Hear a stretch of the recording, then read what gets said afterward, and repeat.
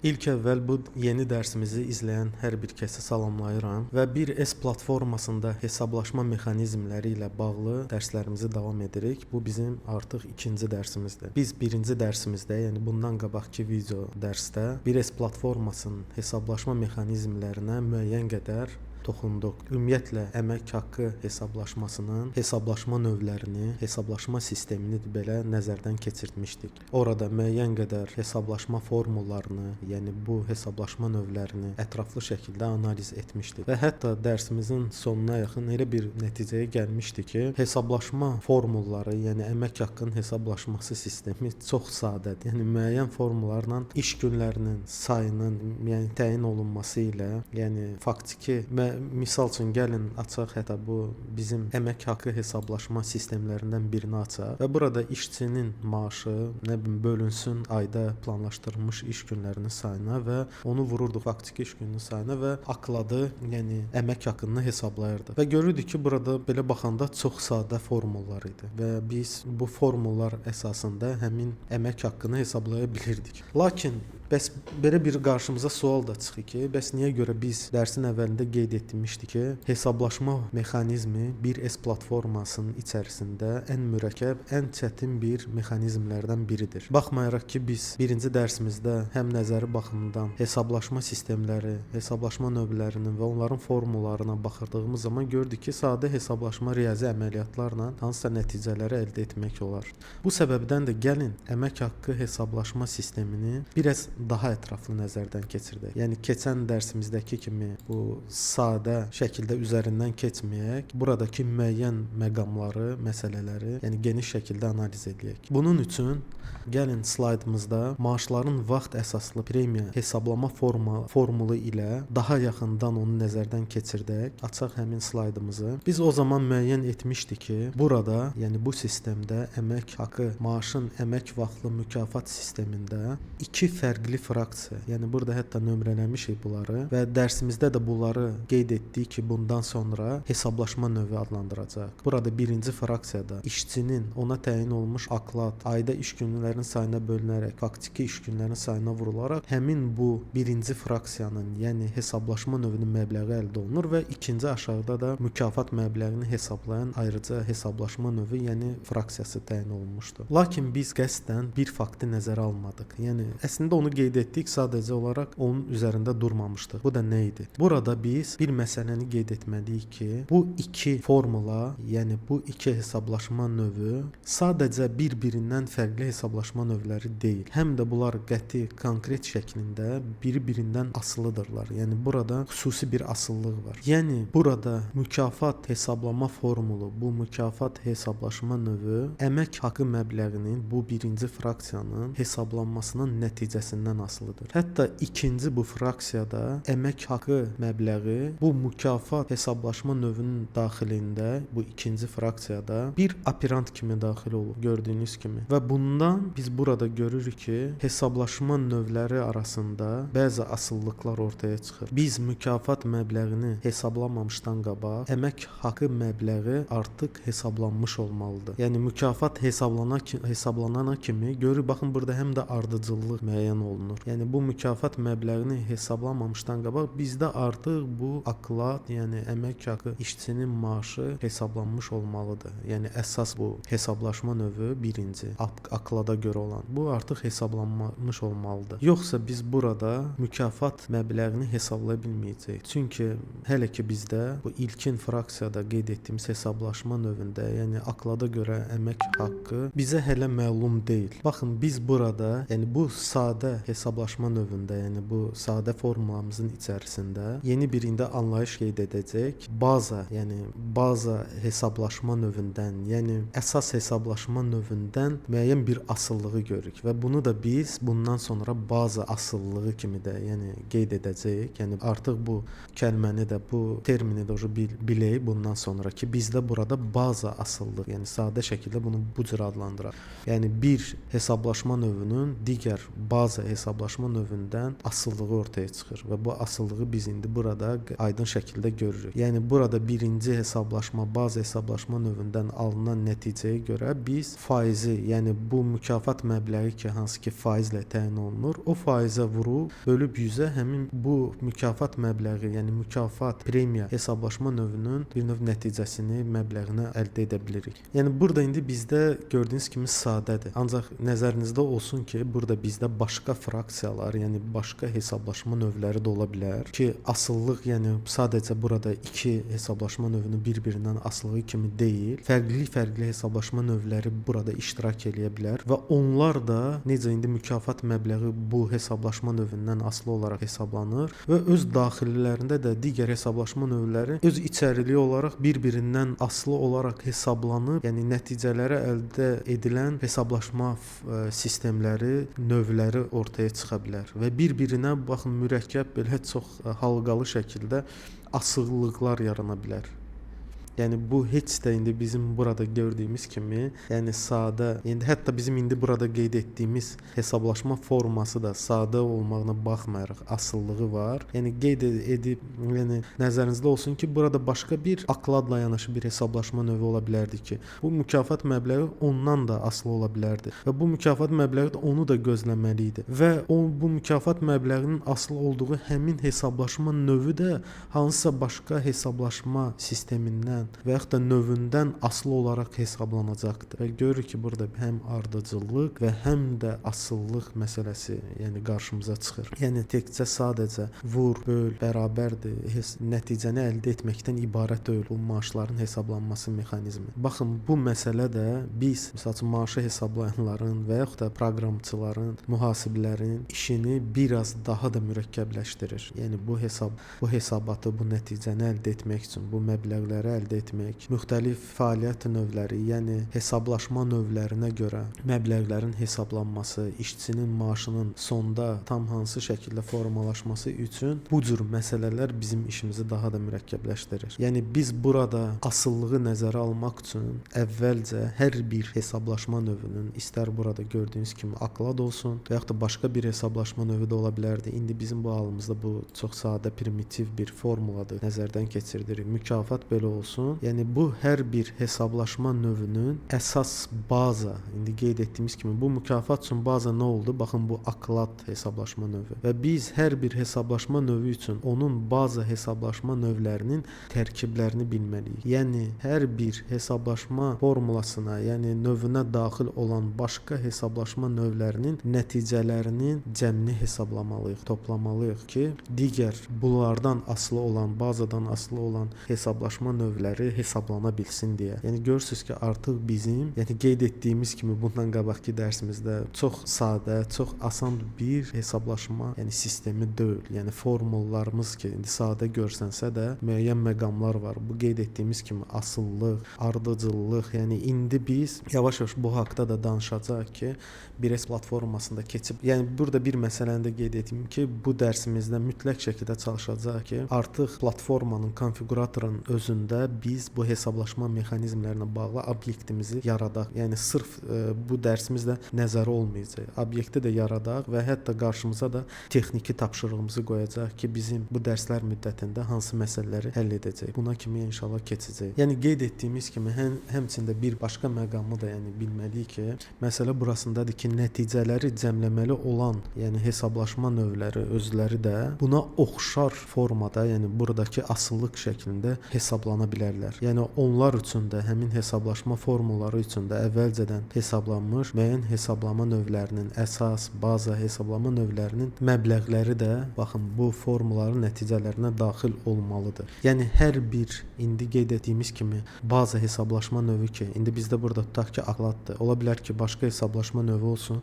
O da bu mükafat üçün baza ola bilərdi. O baza olan hesablaşma növünün özü üçün də başqa baza hesablaşma növləri də ola bilər və burada da biz görürük ki, çox səviyyəli, yəni çox həliqəli, pilləkənvari, yəni çox belə dərin, halqalı belə bir baza asılılıqla məşğul olacaq. Yəni qarşımıza belə hallar yaranacaq bu maaşların hesablanması zamanı. Yəni ümumiyyətlə bu baza əsas hesablaşma növündən asıllıq elə də sadə bir hadisə deyil. Yəni indi özünüz də görəcəksiniz bunu və biz də burada hər bir hesablaşma növü üçün əsas baza hesablaşma növlərinin tərkiblərini, yəni burada indi biz ona fraksiyada demişdik. Yəni bunlar hesablaşma növüdür. Bu şəkildə başa düşək. Və hər bir baza hesablaşma növlərinin həm tərkibini və zaman ardıcıllığını bilmək lazımdır. Necə ki görürük, bu mükafat hesablaşma növü üçün baza hesablaşma növü bu birincidir oldu bizdə. Bu ondan asılıdır. Və bu mükafat hesablaşma növü gözləyir ki, ardıcıl olaraq vaxta görə də gözləyir ki, bu məbləğ əldə olunsun ki, bu faizlə həmin nəticəni əldə edə bilsin. Və arada da ola bilərdi ki, başqa hesablaşma növləri olardı ki, onları da ardıcıllıqla gözləməli olardı. İnşallah ki, ümid edirəm ki, yəni anlaya bildiniz də yəni bu asılılığı. Yəni əslində çox çətin bir şey də deyil. Yəni müəyyən hesablaşma növləri var ki, onlar hansısa bir başqa hesablaşma növünün, yəni məbləğinin nəticəsindən asılıdır ki, yəni orada əvvəlcə o hesablanmalıdır ki, sonradan biz mükafatı və yaxud indi qabaqda görəcəksiniz, başqa hesablaşma növləri də olacaq ki, bir-birindən asılı şəkildə olacaqlar. Onları da indi qısaca olaraq da nəzərdən keçirdəcəyik. Gəlin bu səbəbdən də biraz bu hesablaşma sistemlərini ətraflı belə nəzərdən keçirmək üçün başqa bir slaydımızı açaq. Yəni vizual olaraq da görək və rahat başa düşə bilmək üçün. Baxın, burada indi bizim bu yeni slaydımızdır. Bunu böyüdüm. Baxın, indi qarşımızda tipik bir baza, yəni əsas hesablaşma növünə əsaslanan, yəni baza hesablaşmanın bir nümunəsi var. Bu bizim kvartal mükafatının hesablanması, yəni kvartal mükafatı hesablaşma növüdür. Belə onu adlandıraq. Yəni bir növ burada biz məsələn görürük ki, 2024-cü il üzrə kvartal mükafatını hesablamalıyıq. Yəni belə bir bizdə əmək haqqının hesablanma sistemi var. Və fərz edək ki, bu 24-cü ilin ilk kvartalı üçün hesablanır. Yəni kvartalda indi bilirik ki, bu 3 ay, yəni sırf bir aylıq deyil, yəni kvartalı burada. Bizdə də indi 4 dənə kvartal var. Bu da ilk birinci kvartaldır. Marta kimi olan yanvar, fevral, mart. Baxın bu kvartal üçün hesablanan kvartal mükafatı hesablaşma növüdür və onun məbləğini əldə etməliyik. Baxın burada hesablaşma necə aparılır? Görürsüz qarşımızda artıq sayı çox olan, yəni indi biz görürük ki, burada fərqli hesablaşma növləri var. Və biz kvartal mükafatını kvartal mükafatının hesablanması üçün bu hesablaşma növlərinin cəmini əvvəlcədən əldə etməliyik. Yəni bizim kvartal mükafatımız bu hesablaşma növlərindən asılıdır. Yəni indi anlayırsınız da mən nə demək istəyirəm bu asılılıqda. Və buradan alınan məbləğlər toplanır. Bunlar əsas baza hesablaşmalarının cəmi olur. Yəni bu mükafat hesablaşma, kvartal mükafatı hesablaşma növü üçün baza hesablaşma növləri baxın bunlardır. Və bunların cəmi əldə olunur və kvartal mükafatının hesablanması üçün əvvəlcədən bizim müəyyən etmiş olduğumuz bu faiz, indi bizim halımızda bu 20%dir. Və bu 20%-ə görə də bu mükafat məbləği hesablanır. Bu da bizim indi baza hesablaşma, yəni bazaya əsaslanan hesablamanın bir nümunəsidir. Burada nə görmək olar? Baxın, bu baza hesablaşmasında, yəni həmin bu baza hesablaşma növlərinin özü üçün də digər hesablaşma növlərinin onlara münasibətdə də baza olan hesablaşma növləri ortaya çıxacaq. Ya onlar da bazaya əsaslanaraq necə indi kvartal mükafatının indi nümunəsidir bu. Onlar da bazaya görə hesablanıb öz məbləğlərinin nəticələrini alacaqdır. Yəni indi burada kvartal mükafatı üçün bazaya görə günlük əmək haqqı hesablaşma növü. Görürsüz ki, indi məbləğ tutaq ki, burada indi ola bilər xətalar da olsun rəqəmlərdə. 600 manatdır. Saatlıq əmək haqqı, gündüz tarifi üzrə ödəniş, saatlıq tarif üzrə ödəniş. Görürsüz bayram və istirahət günlərində işləməyə əlavə ödəniş. Görürsüz bu da bir növ həmin bizim kvartal mükafat faizi üçün də, yəni ki, bir növ bazadır. Niyə görə? O da hesablanmalıdır və cəmlənməlidir hamısı. Və görürük ki, burada 600, 150, 150, 900 manat məbləğ ümumən alındı bu kvartal üzrə, yəni 3 ay üzrə. İndi burada ortaya başqa tarix, dövr məsələsi üzrə asıllıq məsələsi də gələcək. Ona da indi keçəcək. Və indi hal-hazırda bizdə hesablaşma növləri arasındakı bu asıllığı, yəni analiz edirik. Və görürük görürük ki burada alınan baza hesablaşma növlərindən nəticəyə görə 20%-ə görə, indi bu ola bilər xəta da olsun, biz bir növ həmin bu kvartal mükafatın məbləğini də əldə etmiş oluruq. Bu da hardasa mürəkkəb görsənsə də hələ mürəkkəblik bu ilə bitmir. Yəni çətinlik, yəni bu mexanizmanın, yəni ki necə mürəkkəb olduğunu görmək üçün əslində qeyd edirəm. Yəni bir platforması bunları hamısını bizim üçün belə hədiyyə kimi belə rahat hesablayıb verəcək. Bu bazadır, baza period, indi görəcək, indi tələsməyin onları keçməyə. Yəni bu da bir növ sadədir. İndi gəlin bir dənə də başqa, yəni bunu biraz da çətinləşdirək bu asılılığı, bu baza hesablaşma növləri, bir-birinə asılı olan əsas bazaları aydınlaşdırmaq üçün digər bir slaydımızı açaq. Baxın, fərz edək ki, indi bu bir dənə slaydı düzəldim, böyüdüm. Hər hansı bir müəssisədə direktor əlavəsi hesablaşma növü var və hansı ki əsas bazalar, yəni ki baza hesablaşma növlərinin cəmindən müəyyən 1% olaraq hesablanır. Yəni bu direktor əlavəsi, yəni baxın bu bizim indi halımızda bu direktor əlavəsidir və bunun üçün də baza hesablaşma növləri var ki, bunların cəmindən alınan məbləğlərə görə bu hesablaşma növü sistemi məbləği hesablanacaq. Bunlar da nədir? Müəlliflik müqavilələri üzrə ödəniş, aplata avtorskiy договоров. İndi müəssisədə hansısa bir istehsal sahəsidir ya, fərq etmir. Müəyyən bir müəssisədə onda da belə bir hesablaşma növü var və indi nümunə olaraq, yəni bu asılılığı görmək üçün, yəni qeyd etdiyim kimi burada mənim xətalarım da ola bilər. Ancaq indi bu direktor əlavəsi bu hesablaşma növü üçün, hansı ki bizdə əməkdaşlara, yəni bu maaşa əlavə olaraq veriləcək. Onun da görürük ki, baza hesablaşma növü var ki, bunların cəminin, yəni məbləğlərinin cəmindən asılıdır. Bu da müəyyən faizə görə də burada bu hesablaşma növlərindən alınan nəticələrin cəmlənməsindən nəticəni alacaq. Və görürük ki, bunlar arasında 4 dənə tutaq ki, hesablaşma növü var ki, onlardan asılıdır. Yəni bu ilə bitir, xeyr. İndi bir məsələ çıxacaq ortaya, baxın.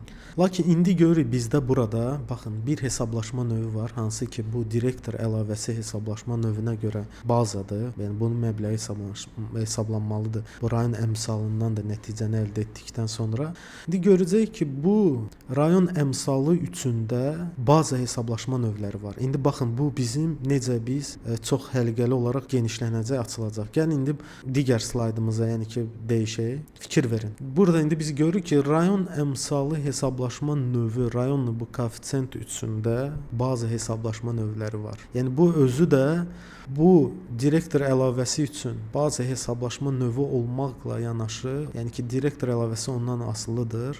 Rayon əmsalı bu hesablaşma növü üçün də bazı hesablaşma növləri var. Yəni bu rayon əmsalının əldə olunması da, baxın, ona olan bazı hesablaşmaların görün nə qədərdir. Nəticələrini əldə etdikdən sonra bu məbləğlərin bu periodlara görə, yəni ardıcıllıq, yəni bu ardıcıllıq sözünü də yadınızda saxlayın. Bu hesablaşma mexanizmində hesablandıqdan sonra rayon əmsalı alınmalı və sonra bu rayon əmsalı, padrat müqavilələri üzrə, müəlliflik müqavilələri üzrə hesablaşmaların da cəmi bu direktor əlavəsindən olacaq. Yəni əsas olacaq, bazı olacaq ondan. O məbləğə görə hesablanacaq. İndi rayon əmsalının məbləğini hesablamaq üçün, baxın, onun da görürsüz, daxilində də bazı hesablaşma növləri var. Burada görürük, axşam saatları üzrə üçün əlavə ödəniş, gecə saatları, kvartal mükafat, günlük aklad maaş, bunun üçün rayon əmsalı üçün bazadır, saatlıq maaş, aylıq maaş. Yəni bizim indi platformada sazlamaları, yəni strukturuna görə bu, baxın, aylıq mükafat olsun, digər ilin sonunda iş nəticələri üzrə hesablaşma növü.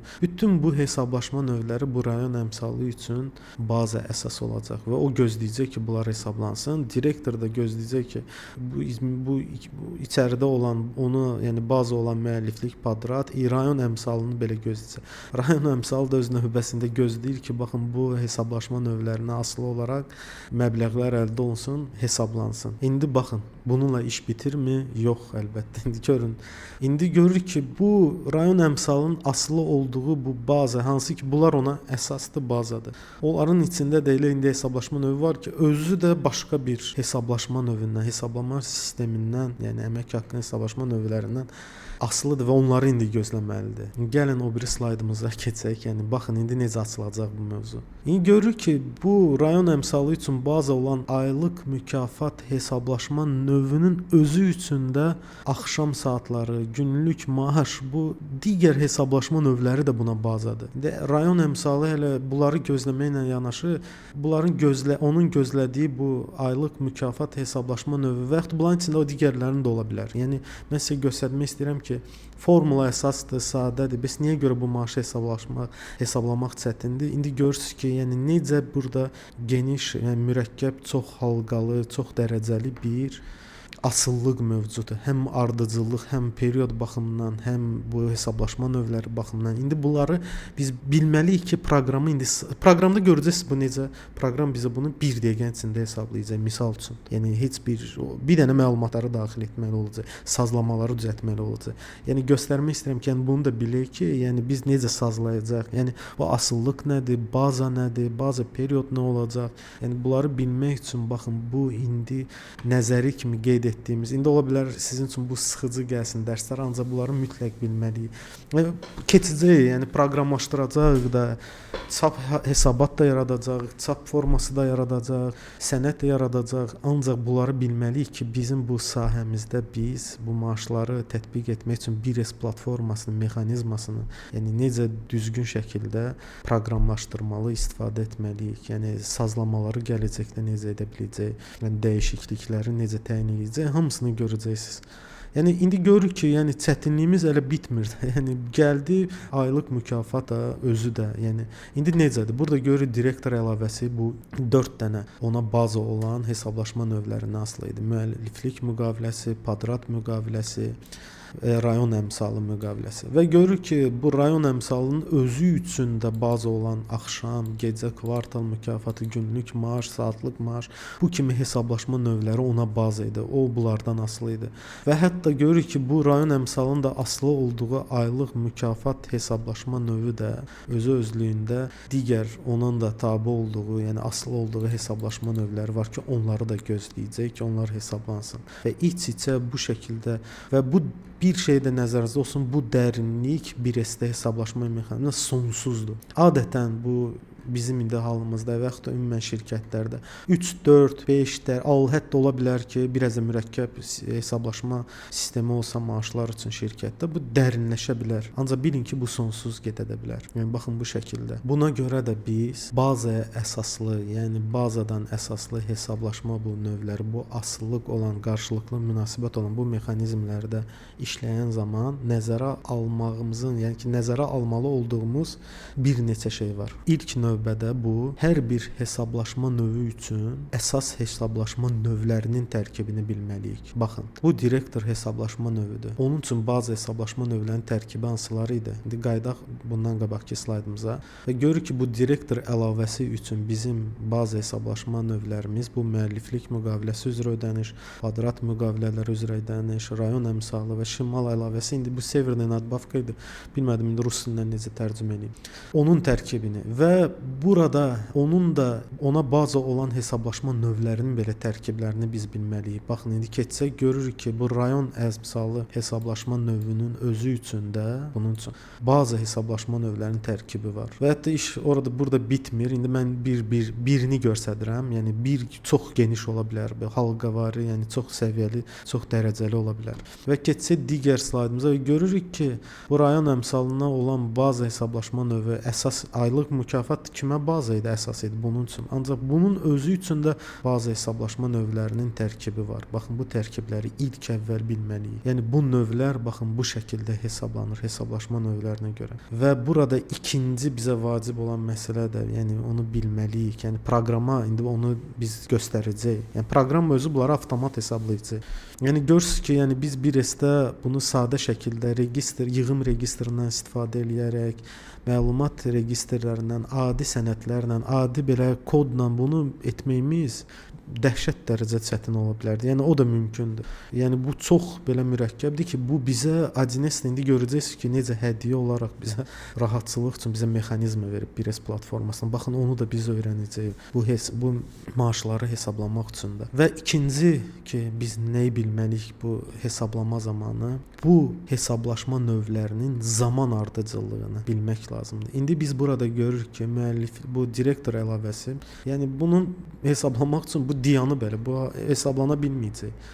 Çünki bunu hesablamaq üçün bu rayon əmsalı hesablanmalı idi və rayon əmsalı da hesablana bilmir indi bu dəqiqə. Yəni bu vaxtı deyil. Niyə görə? Çünki aylıq mükafat, bunun digər bazı hesablamalar hesablanmalıdır. Yəni ardıcıllığa fikir verin indi burada. Bu indi aylıq mükafat da hesablana bilmir ki, rayon əmsalı hesablasın. Niyə görə? Çünki aylıq mükafat da hesablanmaq üçün onun da bazı hesablaşma növləri var ki, o gözləməlidir ki, onlar hesablansın. Və burada görürük ki, zaman ardıcıllığı da mühüm rol oynayır. Yəni daha doğrusu burada, bir sözlə qeyd edək ki, hansı hesablama növlərinin vaxtından əvvəl, hansıların isə sonradan hesablanması lazım olduğunu bilməliyik. Yəni vaxtından əvvəl hesablanmalı olan bu hesablaşma növləri deyək ki, bazaya ən az dərəcədə asılı olanlar, daha doğrusu özləri bazaya asılı olmayan, lakin digərləri ondan asılı olan hesablaşma növləridir. Yəni ən birinci bunlar hesablanmalıdır. Məsələn, burada görürük ki, baxın, günlük maaş, bu hesablaşma növü. Bu bizim əsas, aklada görə, o faktiki və plan iş günlərinə görə hesablaşma. Bunun demək olar ki, bazı hesablaşma növü yoxdur buna görə. Yəni bu heç bir hesablaşma növündən asılı deyil. Və yaxud da saatlıq maaş. Bu hesablaşma növlərinin formulları, ümumiyyətlə bazadan asılı deyil. Onlar əsas baza ödənişlərinin cəmini əldə etməyi nəzərdə belə tutmur. Yəni ki, bunlara görə lazım deyil ki, hansısa bir başqa hesablaşma növü nəticəsi olsun, oradan məbləği götürsün. Yox. Bunlar özləri sırf, heç bir digər hesablaşma növlərindən asılı olmur. Yəni onların da hesablaşma formulları, tamamilə fərqlidir. Lakin baxın, bu hesablaşma növlərindən aylıq mükafat isə, müəyyən hesablaşma növlərinə asılıdır. O cümlədən, baxın, bu günlük əmək haqqının hesablanmasından onu gözləyir. Yəni bu onun məbləğindən asılıdır. Onun və digər hesablaşma növlərinin. Yəni aylıq mükafatdan da, baza olaraq asılı olan, bu aylıq mükafatın özündən də hansı hesablaşma növü asılı idi? Baxın, bu bizim rayon əmsalı hesablaşma növü. Hansı ki, özü də o cümlədən direktor əlavəsi üçün əsas baza idi. Yəni açıq aydındır ki, hesablaşma belə bir ardıcıllıqla aparılmalıdır. Tutaq ki, buradakı ardıcıllığımız nədir? Günlük maaş birinci hesablanmalı, aylıq mükafat əldə olunmalı, bu günlük maaş və digər hesablaşma növlərinə görə. Sonra aylıq mükafat və digər hesablaşma növləri hesablanmalı ilk öncə, bu birisindən sonra, birincidən sonra. Birinci növbədə burada, baxın, indi belə bir kəlmə çıxır ağzımıza. İlkin, baxın, hesablaşma növləri. Baxın, bunlar da elə bilir. Sonra gəlir bu ilkin hesablaşma növündən asılı olaraq ilkindən asılı olanlar, aylıq mükafatdan sonra da rayon əmsalı və rayon əmsalı ilə digər bu hesablaşma və sonda direktor əlavəsi. Ən aşağıdan, bir növ yuxarıya doğru, baxın, bu şəkildə ardıcıllıqla gedilməlidir. Biz direktor əlavəsini adi qaydada bu direktor əlavəsi hesabını, məbləğini əldə edə bilməyəcəyik. Ta ki, bu hesablaşma növləri tam hesablanıb əldə olunduqdan sonra, özü də ardıcıllıqla, bu asıllıq tamamilə ödənmiş şəkildə və həm də ardıcıl olaraq məbləğlərin cəmi şəklində. Ondan sonra biz bu direktor əlavəsini hesablaya bilərik. Bu qeyd etdiklərimizdən və analiz etdiklərimizdən hansı nəticəni çıxarda bilərik? Açıq şəkildə görsənir ki, baza asıllığın mövcudluğu və artıq əmək haqqının hesablanması, baza bu asıllığın və həm vaxta ardıcıllığa görə bu asıllıqların olması əmək haqqı hesablanmasının sadə bir məsələ olmadığını göstərir. Necə ki, biz bunu sadə formulları hesablayarkən belə düşünmürdük. Düşünürdük ki, nə yaxşı, bu iş günlərinin sayını tapırıq, faktiki bir də planlaşdırılmış bir-birinə vurub ölürük və nəticəni əldə edirik. Gördük ki, bu belə deyil. Burada müəyyən bir çətinliklər, mürəkkəbliyi var. Buna Buna görə də biz bazaya görə hesablanan hesablaşma növlərinin, onların özlərinin baza hesablaşma növlərinin tərkibini bilməliyik. Necə ki, baxın, hesablaşma növü direktor əlavəsidir, onun baza hesablaşma növləri var. Yəni ki, rayon əmsalı hesablaşma növünün onun üçün baza, baxın, hesablaşma növü tərkibi var. Aylıq mükafat onun üçün baza hesablaşma, yəni ki, tərkibi var. Baxın, bu şəkildə bilməliyik və bu hesablaşma növlərinin hesablama ardıcıllıqlarını da bilməliyik. Necə ki, qeyd etdik, ən az asılılığı olan, yəni ümumiyyətlə bazadan asılı olmayan hesablaşma növlərindən başlayaraq ta ki, aşağıdan yuxarı sonuncuya kimi ardıcıllığa riayət etməliyik. Ona görə ki, yəni biz də növbəti baza hesablaşma növünün hesablanması anında onun bütün baza hesablama, yəni növləri hesablanmış olmalıdır artıq. Yəni ki, bu bizim bütün, yəni bazaya görə hesablanma növləri səviyyəsində, yəni öz əksini tapır. Necə ki, aylıq mükafat üçün bazalar hesablanmalıdır. Rayon əmsalı üçün aylıq mükafat növü içində olmaqla digər hesablaşma növləri, onun baza tərkibi hesablaşma növləri hesablanmalıdır. Eləcə də sonrada da direktor üçün bu baza olan hesablaşma növləri, yəni sonda hesablanmalıdır. Yəni baxın, bu şəkildə, yəni ardıcıllıqla.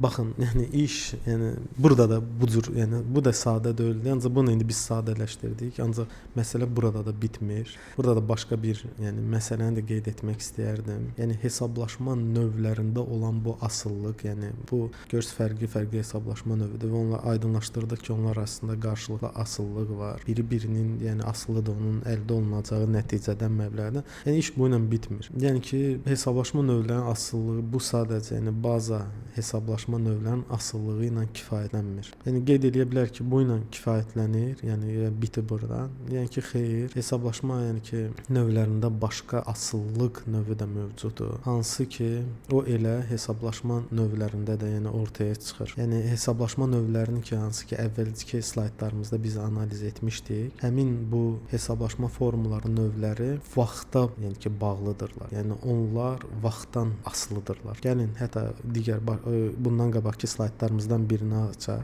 Baxın, görürsüz ki, biz hansı ki, artıq bunu nəzərdən keçirtmişdik. Yəni sadə şəkildə buna baxmışdıq. Sadə vaxtla əmək haqqı ödəniş sistemləri, onda öz formulları var idi. Bu saat dərəcəsinə görə hesablanan əmək haqqı. Bu görürsüz ki, bu bir növ, heç bir bunlara baza bir növ yoxdur. Yəni bu hesablaşma növlərinə hansısa bir baza yoxdur. Onlara baxın, asıllıq burada nədədir? Görürsüz ki, işçinin maaşı, ta ki ən çox istifadə olunan budur. İşçinin ona təyin olunan stavka maaşı akladı. Ayda iş günlərinin sayına, yəni planlaşdırılmış. Baxın, indi aydınlaşdıracaq bunun. Yəni əvvəlcədən bildiyimiz bu ay ki var, maaş hansı ki hesablanmalıdır ta ki yanvar üçün planlaşdırılıb və bu işçinin orada faktiki iş saatları var. Ola bilər ki, işçi öz iş yerində olmasın. Bu səbəbdən də o iş günü kimi ona qeyd olunmayacaq. Yəni faktiki iş günlərinin sayı onun üçün az ola bilər və sonda da məbləğ hesablanır. Və burada da indi görürük ki, bu hesablaşma növlərində period действия. Baxın, bu hansı ki biz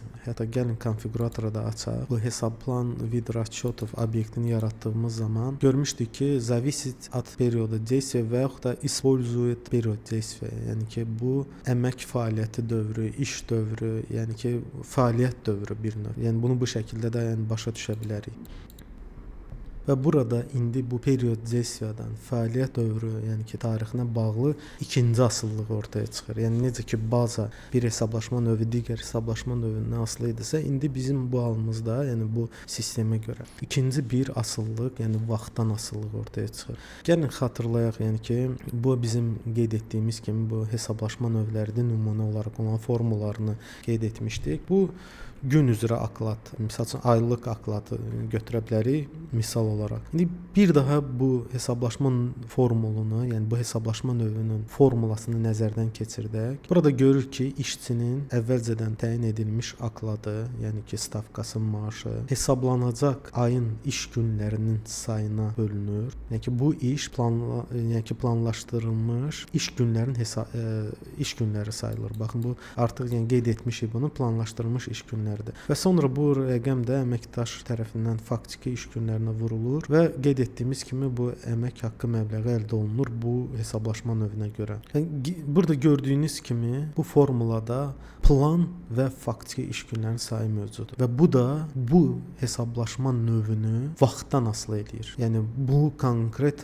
yəni bunu biz toxunmuşduq hətta keçən dərsimizdə ki, bu vaxtdan asılıdır. Yəni baxın bu bir daha da, yəni necə ki biz bundan qabaq bazı hesablaşma növünün mürəkkəbliyini ki gördük, asılılıqda və belə bir vaxtdan asılılıq da var. Yəni bəzi hesablaşma növləri üçün, yəni vaxta bağlı olan, necə ki indi aylıq oklad hesablaşma növündə, yəni ki bu açıq-aydın şəkildə görsənir. İndi gəlin konkret bir nümunəni nəzərdən keçirdək. Bunun üçün gəlin keçək növbəti slaydımıza. Açırıq, yəni bu bizim yeni slaydımızı. Bunu böyüdüm bir dəqiqə. Biz bu nümunədə, baxın bu indi açmışıq. Görürsüz yanvar ayı oklad, bu bir növ bizdə hesablaşma növüdür. Aylıq oklad. Yəni ki stavka üzrə maaş, faktiki və planlaşdırılmış iş günləri üzrə. Bu nümunədə hesablaşma növündəki bu mühüm münasibəti, yəni asıllıq bu məsələsini, bu əlaqəni yəni aydınlaşdıra biləcək. Bu periodlardan, bu vaxtdan asılılığı, yəni faktiki və planlaşdırılmış iş günlərinin sayı ki var idi, ona olan asılılığı konkret aydınlaşdıra biləcək. Təsəvvür edin ki, biz müəyyən bir hər hansı bir əməkdaşı hər hansı bir ilin, lap ola bilər 2024-də, yəni fərq etmir, yanvar ayının 1-dən başlayaraq işə götürdük və əməkdaş üçün onun ayın sonuna alacağı da oklad maaş təyin olunmuşdu. Yəni ki təyin etmişik. Yəni müəyyən fərq etmir. 1000 manat, 600 manat. Yəni maaş da əvvəlcədən təyin olunur bu hesablaşma növündə. Yəni ki əvvəlcədən okladı, stavkası, dərəcəsi göstərilir. Yəni burada daha dəqiq desək, həmin bu maaş məbləği də hesablaşma ayının sonuna bu oklada, yəni qeyd etdiyimiz bu maaş stavkasına, dərəcəsinə görə onun üçün hesablanacaqdır. Yəni nəticə olaraq. Yəni ki biz indi sizlə artıq görürük ki, baxın burada rəqəmlərlə də qeyd etmişəm. Hesablaşma ayında, yəni bu yanvar ayında iş günlərinin sayı, həmin bu yanvar ayının iş günlərinin sayıdır. Tutaq ki 31 gün iş günlərinin sayıdır. Və bu iş günlərinin sayı da bizə əvvəlcədən artıq məlumdur. Yəni biz bu iş günlərini bilirik ki, yanvar ayının 31-dən deməli işçi indi burada o istirahət günləri, bayram günlərinin indi çıxmaq şərtinə. İndi biz bunu ixtiyari, yəni bir misal olaraq qeyd edirik. 31 gün var iş günü. Yəni ki bu oklad üzrə hesablaşma növünün icrası, yəni ki başlamamışdan qabaq artıq bu bizə məlumdur. Yəni ki hələ yanvar ayı girməsə də biz bilirik ki, bunun üçün planlaşdırılmış iş günlərinin sayı budur. Və bu say da planlaşdırılmış iş günlərinin sayı, yəni bu şəkildə. Bu da ayın 1-dən 31-nə kimi iş vaxtının, yəni ki hesablanması üçün planlaşdırılmış period vaxtdır. Və bu vaxt, baxın bu period, bu vaxt ayın 1-dən 31-nə kimi bizim oklad, baxın bu oklad hesablaşma növü var. O aylıq maaş stavka ilə bu formulaya görə, bu hesablaşma növünə görə münasibətə period действияdır. Baxın bu 31-nə kimi period действия. İndi biz baxın hətta platformanı da açaq. 1 saniyə. Keçirik расчет. Baxın bu использует период действия. Yəni bu oklad üçün bu quş mütləq şəkildə indi qoyulacaq. İndi biz hətta okladı falanı yaradacağıq. Çalışacağam ki bu dərsdə hətta bu obyekti də yaradaq. Yəni ki bu nəzəri mövzudan çıxaq yavaş-yavaş. Yəni inşallah ki bu dərsimizdə bunları da edəcəyik. Yəni bu oklad üçün bir növ period действияdır. Bu tarix intervalı, yəni 1-dən yanvar ayının özü hesablaşma ayı. Və biz bunu yəni ki belə də adlandırırıq, fəaliyyət dövrü, əmək fəaliyyəti dövrü, iş dövrü də yəni adlandıra bilərik. Ola bilər xəta da eləyim, yəni terminlərdə üzrü sayarsınız. Yəni period действиямızı rus dilində qeyd etsək budur. Yəni bu period. Yəni bu planlaşdırılmış, əvvəlcədən bizə məlum hesablaşma növünün aktivliyi tarixi, yəni fəaliyyəti dövrüdür. Və biz də burada qeyd edirik ki, oklad, bu əmək haqqı hesablaşma növü bizdə bu period ərzində aktiv olacaq. Qeyd etdiyimiz kimi də bu bizim period действиямız. Yəni daha doğrusu da yəni planlaşdırılmış fəaliyyət dövrü. Beləliklə, əgər bizim əməkdaş, hansı ki biz onu işə götürmüşük, bu dövrün sonuna kimi hər hansı bir hadisə olmasa, tam işləyərsə, hər hansı bir yəni ki bir səbəbdən ola bilər ki işdə olmasın, belə hallar olmazsa, bu halda hesablaşma formulasına görə onun üçün təyin edilmiş oklad maaş məbləği tam şəkildə ödəniləcək. Yəni ki işçimiz tam şəkildə hər gün işə çıxıb xəstələnməyib, yəni işə bilərəkdən, bilməkdən, yəni çıxmış halları olmayıb. Tam iştirak edib işdə. Tam oklad ona görə də bu formulaya görə ödənmiş olacaq. Yəni gəlin hətta keçək o formulamıza bir daha. Baxın da bu formulamıza görə işçinin maaşı okladı bölünəcək həmin o qeyd etdiyimiz iş günlərinin sayına. Vurulacaq faktiki, yəni bu bərabər olacaq. Yəni ayda iş günlərinin planlaşdırılmış iş günlərinin sayını işçinin hamısında iştirak etdiyinə görə faktiki iş günlərinin sayı da ona bərabər olacaq. Bu səbəbdən də tam maaşı ala biləcək. Yəni bu şəkildə. İndi qayıdaq biz bu slaydımıza. Gəlin indi biz bu əməkdaşımızın, yəni işini konkretləşdirək. Bu bizim əməkdaş məsələn kadrlar şöbəsində hansısa vəzifəyə təyin olunub və əlbəttə ki, onun bu kadrlar şöbəsindəki işi məsuliyyəti işdir və o bütün günü, yəni iş saatının, yəni ki, axırına kimi bütün günü sənədlər, yəni ki, əlində boş oturmur. Yəni ki, üzr istəyirəm, boş yox, yəni əlində bütün günü sənədlə, yəni durmur. Yəni ki, çətin ki, bütün insanlar, yəni müəssisənin digər əməkdaşları onun yanına gəlir. Məsəl üçün işdən azad olunmağa, işdən qəbul olunmağa, sənəd üçün və ya ki, başqa işlər üçün ona müraciət edirlər, onun vəzifəsinə görə. Yəni ki, başqa sözlərlə, yəni bütün gün əlində sənəd durub iş görmür də. Yəni bir sözlə onun işdə, yəni ki, bəzi texnoloji belə fasilələri var. İndi bizim bu kadrovik də, yəni bu kadrlar şöbəsində işləyən əməkdaşımız, yəni ki, bu sərbəst iş vaxtlarında, yəni ki, boş oturmağın əvəzinə, yəni bu iş saatlarında olan boşluqlarda özü üçün əlavə hər hansı bir iş götürür. Yəni ki, özü fikirləşir ki, onsuz da arada fasilələrim olur da, yəni hər gün, hər dəqiqə onun yanına kimsə nəyisə görə müraciət edən boş vaxtları olur. Və beləliklə o qərara gəlir ki, öz maaşından əlavə, yəni okladı üçün bu oklad ki, onun maaşı da faktiki tutaq ki, ayda 1500 manat. Və gör ki, işində də boşluqlar var və qərar alır ki, bir dənə başqa bir bu oklad üçün əlavə olsun deyə maaşından əlavə bir dənə iş götürsün. Yəni bu müəssisənin daxilində. Məsələn, əlavə iş kimi öz iş saatlarında hansısa bir paketləmə işi götürür. Yəni ki, onun qabağına gətirirlər məhsullar, o da onları paketləyir. Yəni boş vaxtlarında. Beləcə bizim bu kadrovik, yəni işçimiz, əməkdaşımız iş saatının, yəni ki, ona gün ərzindəki olan iş saatında, yəni ki, o boşluqlardan, yəni ki, bu onun əsas işinə maneçilik törətmir. Yəni boş vaxtlarında hazır məhsulların bir növ paketlənməsi ilə məşğul olur. Gəlin slaydımızı indi genişləndirək. Gördüyünüz kimi bu indi əməkdaşımdan üzr istəyirəm. Bu əməkdaşımız necə ki onun okladı maaşı vardı. İndi bir növ yeni bir, yəni ki necə ki qeyd etdik, boş saatlarında da əlavə iş götürdü müəssisədə və sərf, yəni ki artıq bunu qeyd etmişdik. Yəni iş saatından, vaxtdan asılı olmur. Onun etdiyi, yəni hansısa bir gördüyü xidmətin sayı qədər, yəni ki ödəniş alacaq. Nə qədər gün ərzində tutaq ki 10 dənə paketibsə, onun sayına görə ona təyin olunmuş pul ödəniləcək. Yəni ki, bu okladdan əlavə olaraq və bu sərf onun hesablaşma növü vaxta tabe deyil, vaxtdan asılı bir hesablaşma növü deyil. Yəni bunun formulasına görə o ancaq gördüyü işin sayına görə ona yəni ki əlavə hesablanacaq. Yəni oklad onun konkret onun vəzifəsi işinə görə olandır. Bunu da əlavə olaraq iş saat boşluqlarda götürür, paketləyir, ona gələn, verilən hazır məhsulları upakovka eləyir və ona görə də yəni iş gördüyünə görə də onun üçün də pul alacaq əlavə olaraq. Yəni bu perioddan ancaq öz iş yerində oturub onun yəni ki gördüyü, paketlədiyi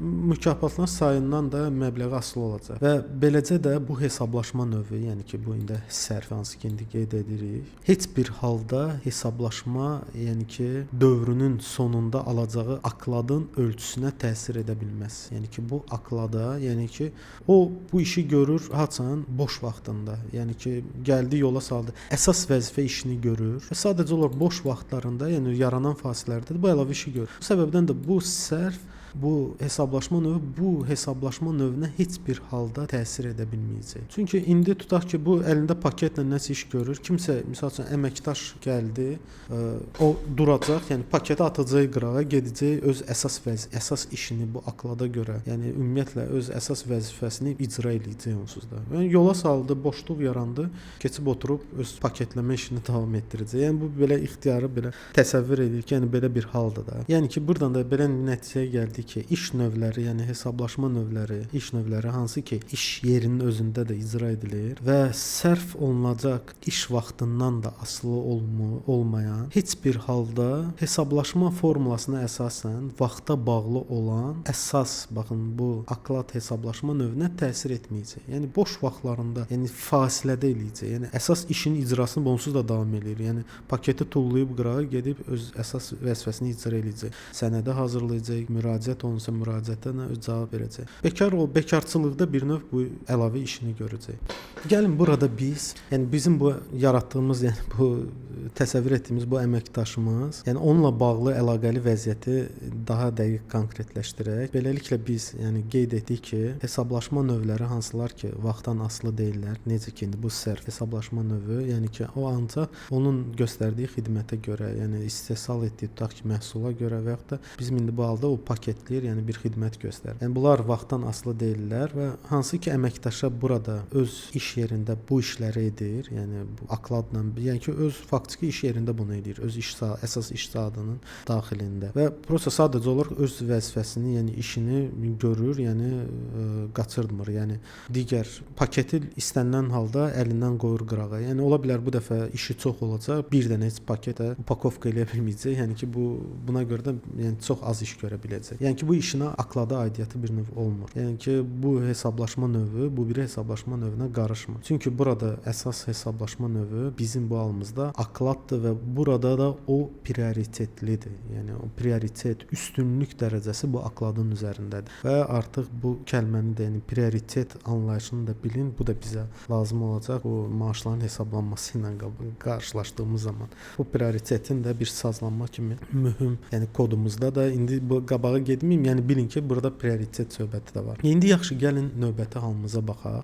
Bu indi işçimizin biraz da iş fəaliyyətini belə mürəkkəbləşdirək. Keçək ikinci digər slaydımıza. Baxın, əməkdaşımız ayın 11-dən 16-sına kimi, yəni indi slaydda da görürsüz. Baxın, yeni bir hesablaşma növü. Yəni ki, bu hesablaşma növü, yəni ki, bu platformadadır. Yəni faktiki olaraq qalır. İndi əməkdaşımız bu tarix dövründə ezamiyyətə göndərilir və bu ezamiyyət də ayın 11-dən 16-sına kimi davam edəcək. Məsələn, ola bilər ki, işçinin yəni peşəkarlığın artırılması üçün hansısa bir ölkəyə və yaxud da şəhərə harasa, yəni ki, göndərilib ki, hansısa kursları keçəcək. Bu 11-dən 16-sına kimi. Bu ezamiyyət hesablaşma, baxın növü. Yəni komandirovka elə bil. İndi bu da görürsüz, indi bağlılıqlarını, qarşılıqlı əlaqələrini indi görəcək. Yəni bunları göstərməkdə məqsədim odur ki, yəni siz görəsiniz ki, yəni hesablaşma mexanizmasının mürəkkəbliyi nədən ibarət. Yəni bu asan da olacaq. Yəni proqramlaşdırarkən, kodumuzu yazarkən, yəni proqram bunları bizim üçün avtomatik hesablayacaq. Və görürsüz ki, period действиямız var oklada görə və ezamiyyət indi burada vaxtdan bağlı olmayan hesablaşma növü var. İşçi bunu görür və bu da bizim qarşımıza. Yəni biz real bir halı indi analiz edirik sadə şəkildə. Və əməkdaşımız görür ki, komandirovka ezamiyyətə də göndərilə bilər. Yəni görürsüz, onun period действиясы var. Yəni bu yanvar ayının içərisində o oklad var, ezamiyyət indi çıxdı ortaya. Yəni ki, baxın bu hallar, yəni bu belə çox sadə təhliyən bizim qeyd etdiyimiz kimi forma, bunları bilməliyik ki, qarşılıqlı əlaqəsini ki, proqram bunları necə hesablayacaq və biz öz kodumuzu, yəni alqoritmimizi, proqram tətbiqini necə yazacaq, bu maaşları hesablamaq üçün onları təyin edirik. Və indi qarşımıza bu yeni bir hesablaşma növü ilə tanış oluruq. Onun da adı bir növ ezamiyyət. Və açıq şəkildə bizə aydın olur ki, bu hesablaşma növü də öz formulasına görə vaxtdan, dövrdən asılıdır və vaxtdan, dövrdən asılı olaraq hesablanacaq. Deməli, ezamiyyət hesablaşma növünün onun da period действиясы var. İndi bu bizim halımızda görü 11-dən 16-sına kimi. Yəni əvvəlcədən biz işçiyə demişdik ki, yanvar ayının 11-dən 16-sına kimi sən ezamiyyətdə olacaqsan və faktiki olaraq da indi gedir. Ayın 11-i, 16-sı gedib ezamiyyətdə olacaq. Yəni bu da görürsüz ki, period действиясы. Yəni planlaşdırılmış iş günü. Necə oklad var, bu ezamiyyət də vaxtdan bağlıdır, vaxtdan asılıdır və gördüyünüz kimi onun içində period действиясы var və o da 11-dən 16-sına kimi davam eləyəcək. Baxın, burada indi nə baş verir? Ezamiyyətdə olduğu vaxt bizim əməkdaşımız o öz əsas iş yerində, yəni ki, olmur. Yəni bu adam getdi başqa ölkəyə, başqa şəhərə, rayona, harasa, yəni ki, iş yerində iştirak eləməyəcək. Ayın 11-dən 16-sına kimi öz əsas iş yerində, yəni ki, olmayacaq. Ezamiyyət ezamiyyəti olacaq.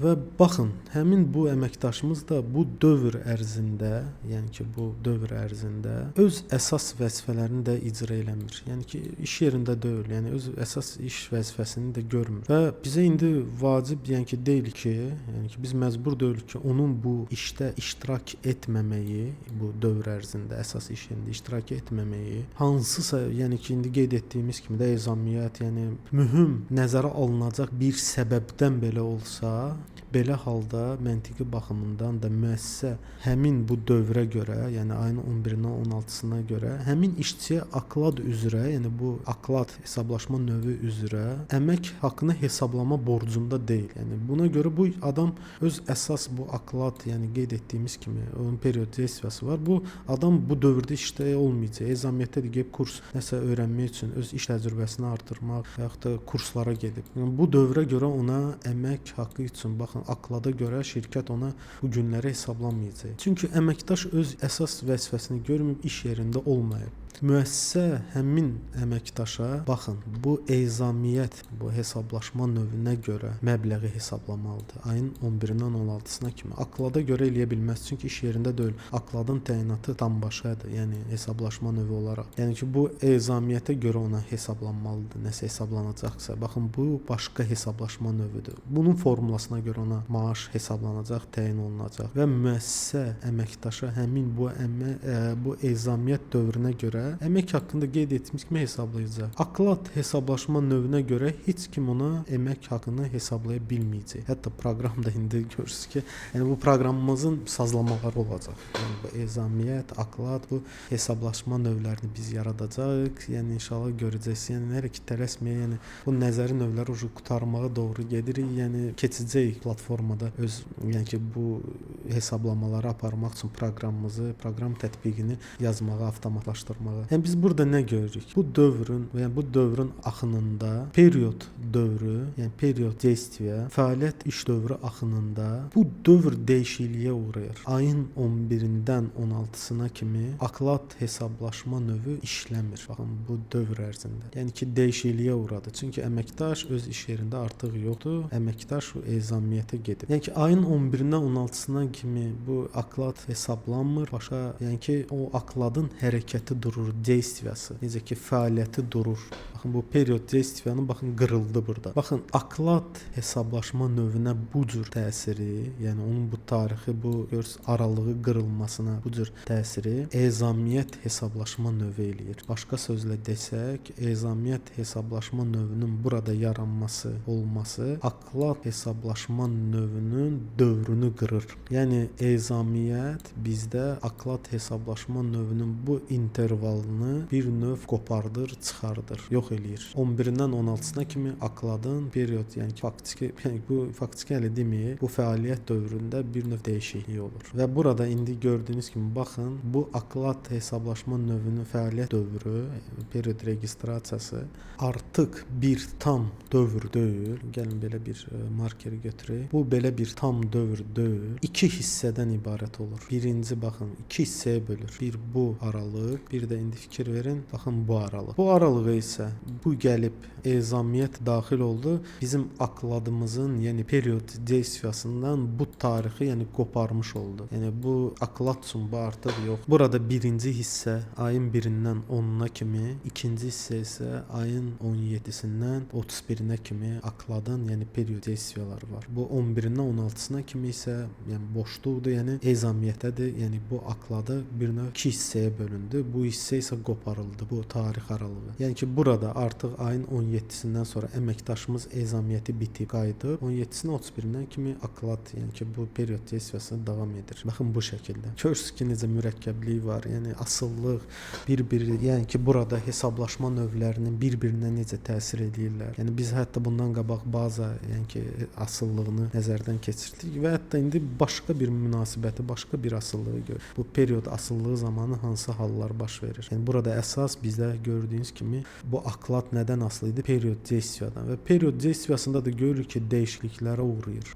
Period действиясının iki hissəyə bölündü. Yəni okladın artıq 31 gün deyil. İndi özünüz yavaş-yavaş tutursunuz mən nə demək istəyirəm. Bu ezamiyyət dövrü, bu oklad dövrünü, period действиясını qırdı. Və burada da ayın 11-dən 16-sına kimi aklad üzrə əmək haqqı əməkdaş üçün hesablanmayacaq və bu dövr üçün ona ezamiyyət, baxın bu hesablaşma növü üzrə əmək haqqı hesablanacaqdır. Hansı ki, onun özü də baxın bu perioddan asılıdır. Yəni görürsüz, o da periodikdir. Neçə gündür? 1 gün, 2 gün, 3, 6 gün ərzində baxın bu onun öz periodisiyası, öz faktiki periodisiyası olacaq. Yəni bu vaxta görə də ona əmək haqqı hesablanacaq. Aklada görə isə hesablanmayacaq. Bu andan etibarən, yəni ki biz artıq bilirik ki, hesablaşma növlərini var ki, hansılar ki hesablaşma formulları onların vaxtdan asılıdır. Yəni ki biz onlara period действиядан, fəaliyyət dövründən istifadə edən hesablaşma növləri adlandıracaq. Yəni fəaliyyət dövrün bu akladır, ezamiyyətdir. Görürsüz vaxtdan sərf bu isə vaxtdan bağlı deyil, ancaq sırf onun et göstərdiyi xidmətə bağlı idi bu sərfdə. Ancaq aklad, ezamiyyət bunlar period действиядан, yəni bu dövrdən fəaliyyət, əmək fəaliyyəti,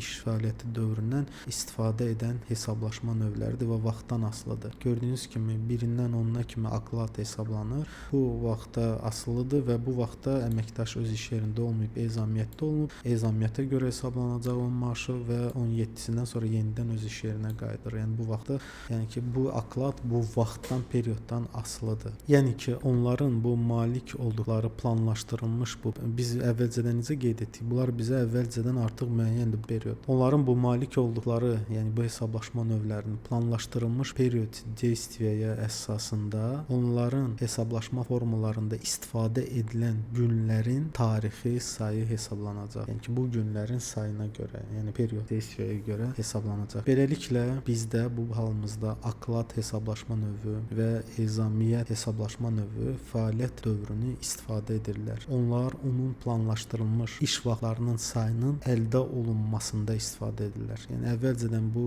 yəni ki indi burada 6 bazar bunlar indi qeyd olunur, biz sadə şəkildə analiz edirik. Yəni ki bu sayların təyin olunmasından, yəni ki əldə olunan planlaşdırılmış periodisiya vaxtından asılı olaraq yəni hesablanırlar. Gəlin indi məsələni burada bitirməyək. Bu əməkdaşımızın halını, yəni ki bu hesablaşma vəziyyətini biraz da dəyişdirək. Yəni hadisələri bu perioda, yəni bu yanvar ayında bu bizim yazıq əməkdaşımızın başına görün hansı hallar gəlir və biraz da inkişaf elətdirək onun bu period действия üzrə vəziyyətini. Baxın, indi yeni bir hesablaşma növü qarşımıza çıxır. Xəstəlik vərəqəsi, yəni xəstəliklə bağlı hesablaşma növü. Bu da xəstəlikdir. Baxın, aydın görsənir ki, o da period действияya, yəni ki bu xəstəlik vərəqəsi də, yəni xəstəliklə bağlı hesablaşma növü də vaxtdan asılıdır, period действияya bağlıdır və aydın görsənir ki, bu da bu xəstəlik də, bu hesablaşma növü də aklad hesablaşma növünə, yəni bu aklad hesablaşma növümüzə də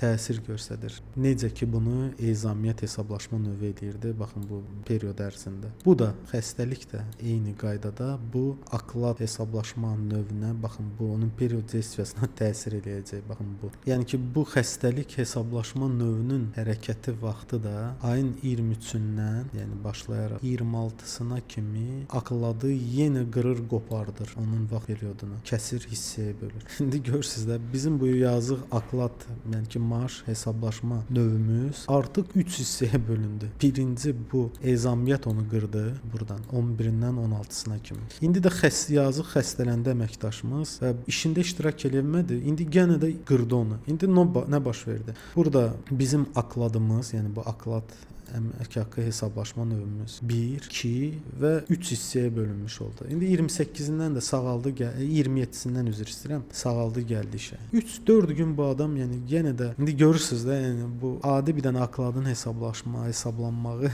yəni bunu kalkulyatorla biz bunu eləyə bilməyəcəyik. Görürsüz nə qədər təsir eləyən başqa hesablaşma növləri var və bizim bu aklad hesablaşma növümüzün period действиясы artıq 3 hissəyə bölünmüş oldu. Baxın, indi təzə bir termin gəlir. Hansı ki bunu biz platformada da proqramlaşdıran zaman, proqram tətbiqimizi sazlayan zaman qarşımıza belə bir təzə termin çıxacaq. Bu da nədir? Baxın, 1S-də bu cür hal, yəni 1S platformasında da vaxtdan asılı olan hesablaşma növünün, hər hansı bir hesablaşma növünün vaxtdan asılı olan başqa hesablaşma növlərinin fəaliyyəti dövrünü durdurursa, necə ki ezamiyyət, baxın, özü də vaxtdan asılı idi və gəldi aklad hesablaşma növünü gəlin bu düzəliş eləyək bura. Baxın, bu ezamiyyət gəldi. Öz period действиясы dövründə, fəaliyyəti vaxtı dövründə akladı, keçid uğradı. Baxın, yəni özünün fəaliyyətini, yəni ki, digər hesablaşma növünün fəaliyyətini durdurursa, necə ki, ezamiyyət etdi bu aklad üçün, bu hal вытеснение adlanır. Çıxarılma, çıxarış. Yəni buradan çıxardıb, sıxışdırıb qopardır akladı period действиядан. Yəni bu tarixdə sıxışdırma, bir növ çıxarış. İndi rus dilində adı вытеснение qeyd olunur. Mən də onu, yəni çıxarma kimi. Yəni ezamiyyət çıxardır aradan bu periodu çıxardır. Yəni hesablaşması üçün də bu dövr artıq hesablanmayacaq. Bu ezamiyyət gəldi, bu aklad periodun действиясını çıxartdı, atdı bayıra. Yəni böldü hissə. Buna da rus dilində də вытеснение 1S platformasında bu вытесняющий hesablaşma növü vid расчетов olacaq. Baxın, bu aklad üçün. Gördünüz, yəni yeni bir məsələ ortaya çıxır ki, bir hesablaşma növü başqa hesablaşma növünün bu tarix intervalından, aralığından sıxışdırıb çıxarda bilər onun fəaliyyətini. İndi görürsüz, yəni ki, bunu biz yığım registrində edə bilməzdik, eləyə bilmərik. Yəni belə bir halları, belə bir çıxarışları, вытеснениyaları. Yəni indi ADNS-in, yəni ki, bu maaşların hesablanması üçün onun hesablaşma mexanizmlərinin asanlıqlarını və mühümlüklərini görəcəyik. Yəni bu səbəbdən də yəni dərsimiz belə bir ola bilər ki, yorucu olsun, ancaq bu məsələlər belə sadə şəkildə aydınlaşdırmalıyıq ki, bu əmək haqqını bir sözlə müəssisədə hesablaya bilək. Siz sıfırdan kod yazasınız ki, əmək haqqını belə nəticəni, hesabatları əldə edə bilərsiniz deyə. Baxın, bu səbəbdən də bu məsələləri qeyd etməliyik ki, proqram kodunda da bunları sazlaya bilək. Və bu cür hesablaşma, yəni davam edək dərsimizi və bu cür özəlliyə sahib hesablaşma növləri, təsir etdikləri hesablaşma növlərinə, necə ki, ezamiyyət aklada, xəstəlik aklada təsir edir. Bunlar вытесняющий, yəni çıxaran hesablaşma növləri kimi adlandıra bilərsiniz. Bilmirəm, bu çıxaran sözü nə qədər doğrudur. Kimsə bilirsə kommentariyada bunu вытесняющий, yəni bu bir əmək haqqı hesablaşma növünün başqa hesablaşma növündən çıxarış etməsini Azərbaycan dilində necə kimsə bilirsə mənim üçün tərcümə eləyər. Вытесняющий, yəni çıxaran əmək haqqı hesablaşma növləridir. Bu ezamiyyət də, xəstəlik də. Akladı vurub sıradan çıxardılar, sıxışdırıb çıxardılar onu period действиядан, yəni ki, fəaliyyət dövründən. Baxın, bizim bu misalda ezamiyyət və xəstəlik hesablaşma növləri aklad hesablaşma növünə münasibətdə çıxaran hesablaşma növləridir. Вытесняющий hesablaşma növüdür. Çünki onlar onu vaxt müstəvisindən, bu ayın 1-dən 31-nə kimi olan vaxt müstəvisindən çıxardırlar. Həmin bu hesablaşma növlərinin özlərinin, baxın, bu period действияlarında, yəni özlərinin hərəkət, fəaliyyəti dövrlərində aklad hesablaşma növünün vaxtını dayandırırlar. Necə ki, xəstəlik 23-dən 26-sına kimi, ezamiyyət də 11-dən 16-sına kimi bu aklad, bu ümumən bu tarix müstəvisi ki var, işçi üçün hesablanmalıdır,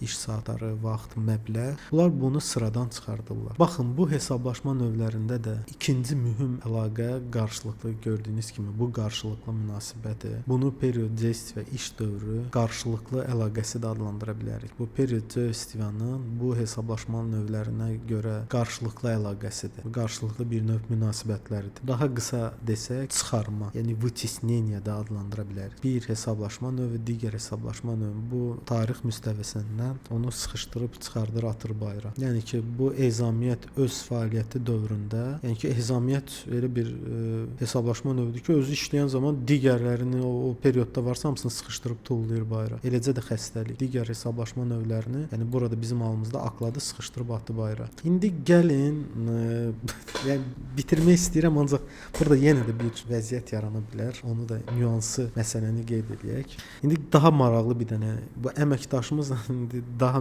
peşman oldu əməkdaş bizim müəssisəyə işə daxil olmağa. Görün nə qədər mürəkkəb bu hesablaşma mexanizması yaratdı, bizim başımıza oynaşdı. Keçək bir dənə də maraqlı bir halı nəzərdən keçirməyə. Baxın, slaydımızı dəyişək. Bizim bu əməkdaşımız məzuniyyətdə olduğu zaman, yəni ayın 11-dən 16-sı dövründə olduğu zaman o həm baxın xəstələnmişdi. 2 gün xəstə olub, məzuniyyətdə olanda. Yəni bu tənbəl deyil, yəni faktiki olaraq bu yanvar ayı üçün bu əməkdaşımız 3-4 gün bir xəstəlik vərəqəsi, yəni xəstəlik o da olub. Bir də demək ki, komandirovka ərzində də bunun xəstəlik vərəqəsi var. Gətirib ki, mən xəstə olmuşam. Baxın. Əməkdaşımız bu məzuniyyət dövründə xəstələnib və bu zaman o həm akladır, yəni ki, həm əsas iş dövrü, yəni çünki istənilən halda, yəni ki, bu ezamiyyətə görə bu onsuz da bu əmək haqqı silinmişdi bu, udara düşmüşdü, vaxtdan çıxardılmışdı. Nə tərəfdən? Ezamiyyət tərəfindən. İndi də bu ezamiyyət müddəti də demək ki, bu 2 gündə xəstə olub. Deməli bu xəstəlik üzrə hesablaşma növü həm akladı da, yəni ki, indi görürsüz ki, həm ezamiyyət baxın, yəni bunu qaytaraq da.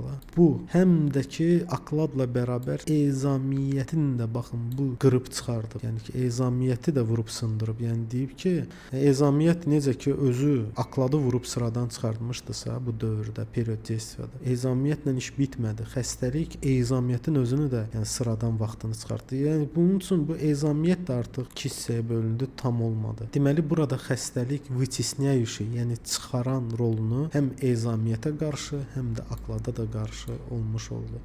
Burada isə ezamiyyət xəstəliyə heç bir qarışacağı yoxdur.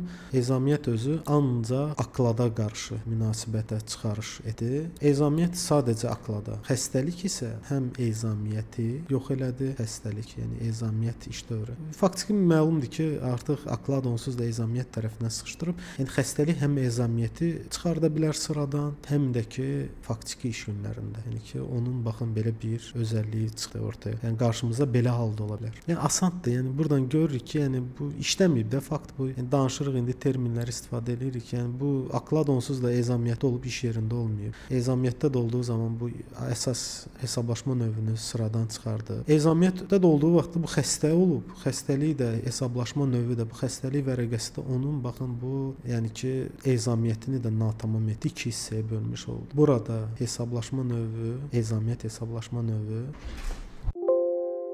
Baxın burada indi biz yəni ki gördük ki artıq xəstəlik hesablaşma növü həm akladı, həm də ezamiyyəti sıradan çıxarda bilir. Deməli burada üstünlük dərəcəsinə görə xəstəlik hesablaşma növü öz təsirinə görə daha üstündür. Və bu asıllıqda bizim qarşımıza artıq bu qeyd etdiyim, bundan qabaq da buna müəyyən qədər toxunmuşdum, prioritet halını, üstünlük halının yarandığını yəni izləyə bilərik. Deməli bəzi hesablaşma növləri bizə daha prioritetli görsənir. Baxın burada indi qeyd etdiyimiz kimi xəstəlik hesablaşma növü daha üstün məqama malikdir. O həm ezamiyyət hesablaşma növünə, həmçinin də aklad hesablaşma növünə qarşı вытесняющий, yəni çıxarış etmə özəlliyinə sahibdir. Yəni sıxışdırıb bu tarix müstəvisindən həmin onların fəaliyyət dövrünü durdura bilər. Ezamiyyət növü isə burada, bu hesablaşma növü isə sadəcə olaraq aklad hesablaşma növünə qarşı çıxarış edir. Yəni baxın gördüyünüz kimi indi təyin etdi. Yəni bu periodu 11-dən 16-sına kimi ezamiyyət aklada qarşı. Ancaq xəstəlik isə həm ezamiyyətə qarşı, həm də aklada qarşı, yəni onu вытеснять, yəni çıxarış elə bilər, sıradan sıxışdırıb tarix müstəvisindən çıxarda bilir. Lakin bizim bu yəni sadə nümunəmizdə xəstəlik hesablaşma növü özündən, yəni bu artıq yəni ki aydın məsələdir ki, bu xəstəlik vərəqəsi, bu hesablaşma növünün özündən çıxarış вытесняющий, yəni ki bunun özündən çıxarış edilə bilən digər bir hesablaşma növü yox. Bu ən maksimum prioritetdir. Yəni bundan heç kim çıxarış edə bilməz. Yəni ki ancaq bu başqa hesablaşma növlərini sıradan çıxarda bilir. Bu səbəbdən də bu period действияda, bu iş fəaliyyəti, əmək fəaliyyəti dövründə ən prioriteti, yəni ki başqalarını vurub sıradan çıxardan belə loru dildə desək, xəstəlik vərəqəsi bu xəstəlik hesablaşma növüdür. Hətta gəlin bu indiki çıxarışların etmə, yəni ki özəlliyini slaydımızda dəyişək və gördüyünüz kimi aklad hesablaşma növü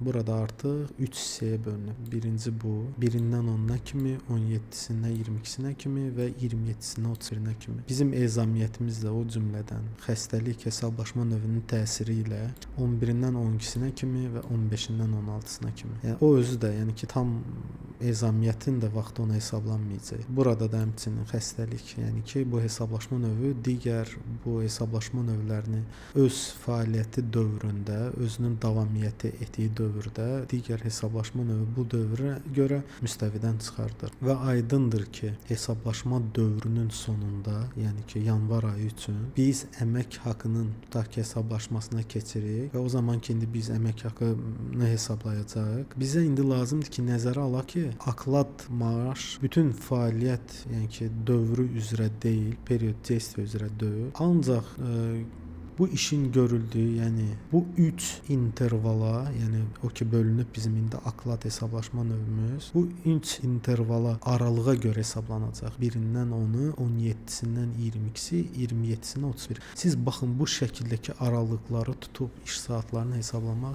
adi kalkulyatorla, sadə yığım registrindən filanla, yəni adi primitiv obyektlərlə edə bilməyəcəksiniz. Bu səbəbdən indi gedirik, yəni aydınlaşdırırıq ki, bu hesablaşma sistemi üçün bizə mütləq şəkildə 1S platformasının hesablaşma mexanizmləri lazım olacaq. Baxın, aklada görə marj sırf bu 3 hissəyə görə hesablanmalıdır. Yəni ki, bizim əvvəlcədən bildiyimiz, bu planlaşdırdığımız bu dövr 31-nə kimi olan başqa hesablaşma növlərinin ümumiyyətlə təsirlər nəticəsində bu hala düşdü. Yəni ki, bu ya aklad, yəni işçimiz tam işləyə bilmədi də, yəni bu ayı xəstələndi, ezamiyyəti oldu, ona görə də bu hala düşdü. Yəni tam hesablanmayacaq. Baxın, indi bizdə ki bu ilkin iş fəaliyyəti dövrün parçalanmış bu intervallarının, yəni birindən 10-u, 17-sinə 22, 27-sindən 31-ə görürsünüz, bu 3 dənə intervalların cəmi və hesablaşma dövrünün sonunda da onlar bizə məlum olur. Yəni ki, bu 3 interval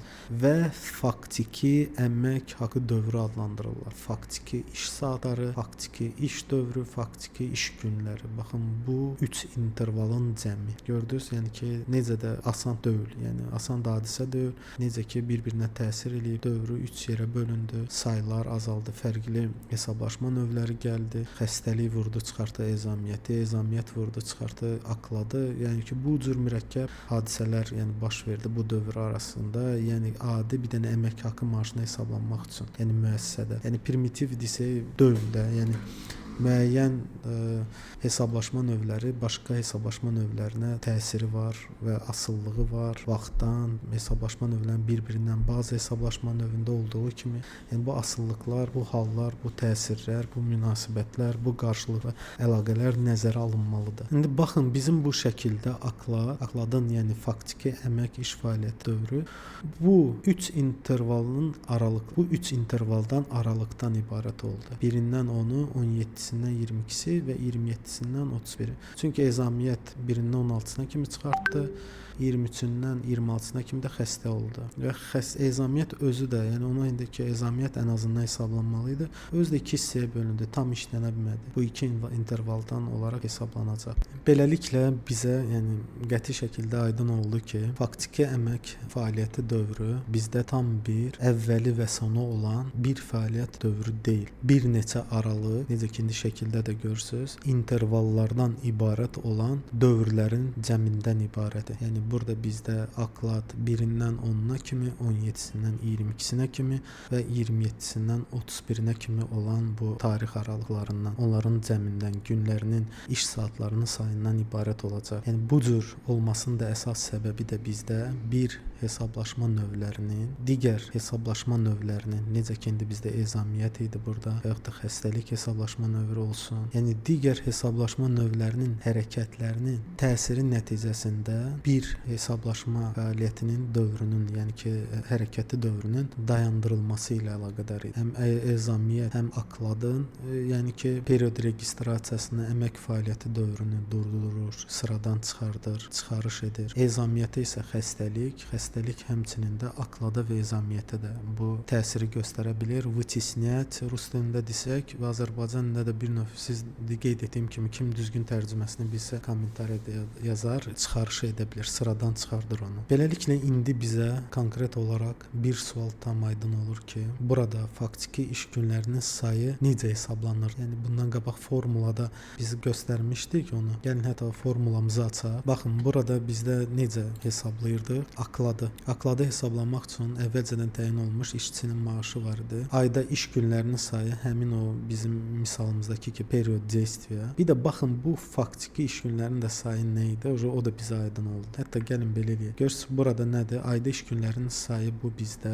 Həmin baxın aydakı iş günlərinin sayı. Bu ümumən bizim bu period действиямız. Və burada biz nə edirdik? İşçinin maaşı bölünürdü ümumən həmin o period действиядakı günlərin sayına və vurulurdu faktiki iş günlərin sayına və məbləğ alınırdı. Faktiki iş günlərin sayını da gəlin baxın indi bizdə artıq aydınlaşdırdıq ki, qəti şəkildə faktiki iş günlərinin sayı da baxın budur. Yəni ki, akladın o bölündüyü interval var ki, 3 dənə aralıq. Baxın bu 3 dənə aralıqda olan günlərin sayı, saatların və yaxud da sayı. Yəni özünüz də gördünüz ki, indi burada necə bir mürəkkəb mexanizmadır. Adi belə baxanda asandır görsənir. Ancaq siz indi bunu Excel-də və yaxud da başqa proqramda bunun hesablanması üçün nə qədər əməliyyatlar etməli olardınız? Heyzamiyyətin gününü çıxma, xəstəliyinin intervalı, periodu. İndi görəcəksiniz ki, 1S-də bunu necə avtomatik, sadə, rahat şəkildə bunu eləyəcək bizim üçün. Bizə nəticəni necə? Bu bir növ inanırsınız, yəni ki, 1S platformasının bizə hədiyyəsi olacaq bu məlumatları əldə etmək. Yəni özünüz görəcəksiniz ki, necə asan şəkildə bu icra olunacaq. İndi bizə buradan, yəni konkret aydın oldu ki, bu 1S-də necə adlanacaq? Yəni ki, bu qeyd etdiyimiz dövr, iş fəaliyyəti, əmək fəaliyyəti dövrü. Bunlar bizdə period действия, hətta baxın konfiguratorda açaq, используют period действия. Görürsüz, bu sazlama konkret olaraq aydın oldu bizə. Və faktiki period действия hansı ki, bu faktik olaraq bu hesablaşma növünə təsir edən digər hesablaşma növlərinin nəticəsində bölünmüş, hissələrə bölünmüş bu intervalların cəmi bizdə faktiki iş günlərinin saatlarının sayı, yəni ki, faktiki period действия olacaq. Və bunu siz özünüz də proqramlaşdıran zaman sorğu ilə biz necə həmin hesablaşma registrindən götürəcəyik asan, yəni 1S bunu bizə çox rahat verəcək. Orada bunu özünüz şahid olacaqsınız bu faktiki period действияны. Biz indi artıq sizinlə birlikdə, yəni bir yerdə period sözü ilə bağlı artıq 3 termin bilirik. Birinci bu period registrasiya, qeydiyyat periodu, hansı ki keçən dərsimizdə də buna qısaca olaraq toxunmuşduq. Sonra hətta gəlin onu artıq aydındır bizə. Yəni ona toxunmuşduq ki, yəni 1S platforması, yəni periodik o tarixə bağlılıq xarakteri var və bu da period registrasiya ilə ilk əvvəl onu qeyd etmişdik. Yəni period registrasiya nə idi? Bu sadəcə olaraq mühasibat uçotunun aparıldığı, hesablandığı, yəni verildiyi tarixdir. Yəni ki, ayda bir dəfə müəssisə tərəfindən vergi orqanlarına, dövlət yoxlama orqanlarına mühasibat hesabatını aparır. Öz uçotunun bir növ nəticəsi olaraq hesabat verir. Və bu maaşların hesabatı da baxın bu period registrasiyada dedikdə baxın bu həmin hesablaşmanın verildiyi tarixdir. İkinci bu period действия-də indi necə ki özünüz də gördünüz, bizim bu əməkdaşımızın fəaliyyəti dövrü və onun işlədiyi saatlar, günlərin sayı baxın bu period действиясы idi. Və bu bizdə əvvəlcə də qeyd etdiyimiz kimi planlaşdırma xarakteri daşıyır. Yəni biz əvvəlcədən bu tarixi bilirik. Bilirik ki, yanvar ayında 31 gün var və orada 6 bazarları tutaq ki, çıxdıq, bayram günlərinə çıxdıq və planlaşdırdığımız period действияның konkret tarixləri bizə məlum olur. Və üçüncü bu faktiki əmək fəaliyyəti dövrüdür. Yəni faktiki rus dilində desək, faktiki period действия hansı ki biz görürük ki, o özlüyündə çoxlu intervalların toplusunu cəmini saxlayır. Yəni o ki digər hesablaşma növlərinin təsirinə məruz qaldıqda aklad görsə onun period действиясы fəaliyyət dövrü neçə 3 intervala bizim halımızda bölündü. Çox intervallara da bölünə bilərdi bu. Və bu intervalların, aralıqların, vaxtların bu aklad hesablaşma növü üzrə əməkdaşın keçirdiyi iş vaxtlarının intervallarının cəmidir. İndi burada biz gəlin hətta iş fəaliyyəti dövrünə görə çıxarışların, bu vытеснениyaların, yəni ki bu necə ki ezamiyyət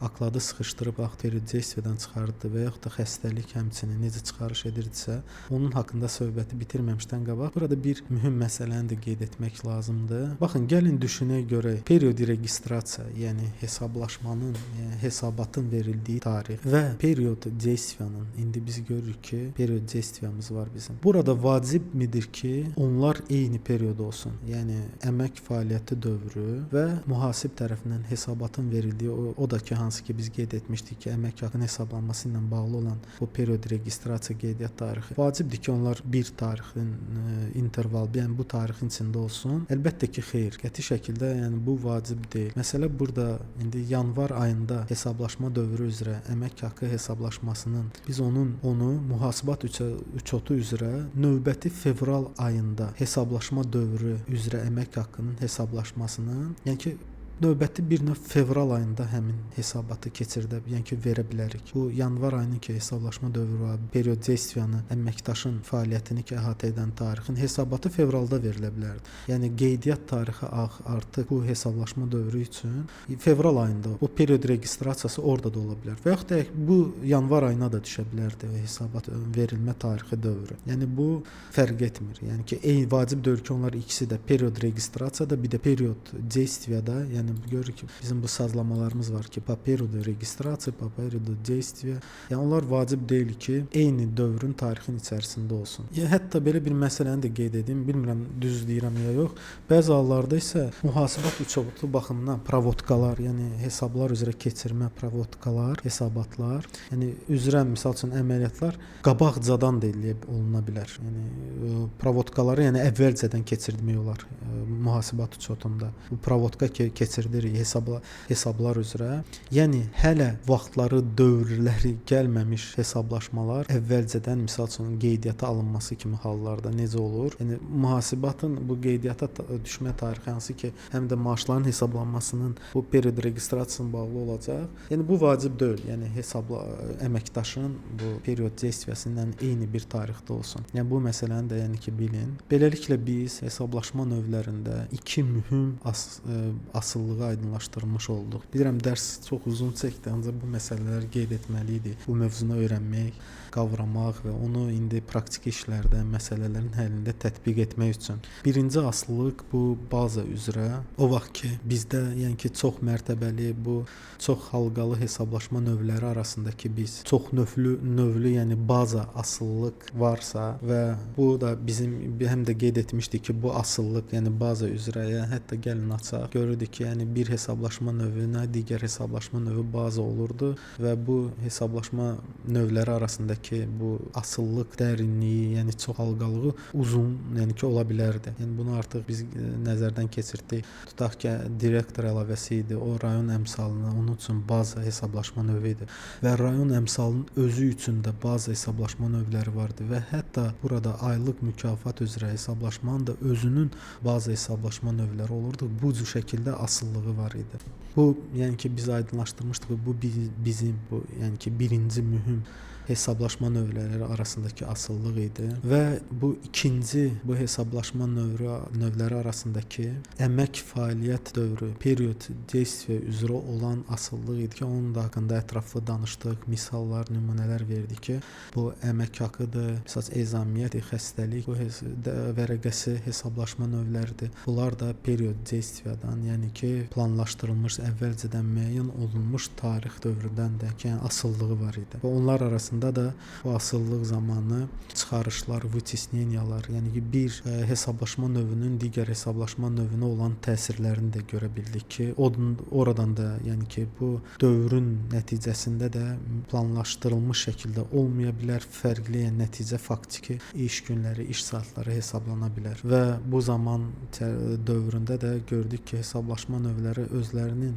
fəaliyyət dövrü ərzində, yəni period действиясında dəyişikliklərə məruz qalırlar. Yəni hissələrə bölündü, necə ki, bu aklad hesablaşma növündə. İndi gəlin bizim üçün vacib olan bir sualı həll edək. Bir sualı aydınlaşdıraq. Mən istərdim ki, yəni başqa proqramlaşdırma dillərini bilən, onlarla işləməyi bacaran insanlara bir dənə sual verim. Baxın, hesablaşma növlərinin bu iki asıllığı, yəni həm baza üzrə bir-birindən hesablaşma növlərinin biri digərinə əsas baza olması və baza olan hesablaşma növünün özünün də hansısa başqa hesablaşma növündən asılı olaraq başqa hesablaşma baza növündən asılı olması kimi hal və yaxud da indi gördüyünüz kimi hesablaşma növlərinin period действияdan asılı olması, yəni ki, bu dövrdən, hesablaşma dövründən, əmək fəaliyyəti dövrünə asılı olması və həmçinin də digər hesablaşma növlərinin təsiri nəticəsində intervallara bölünməsi, dəyişiklikə məruz qalması ilə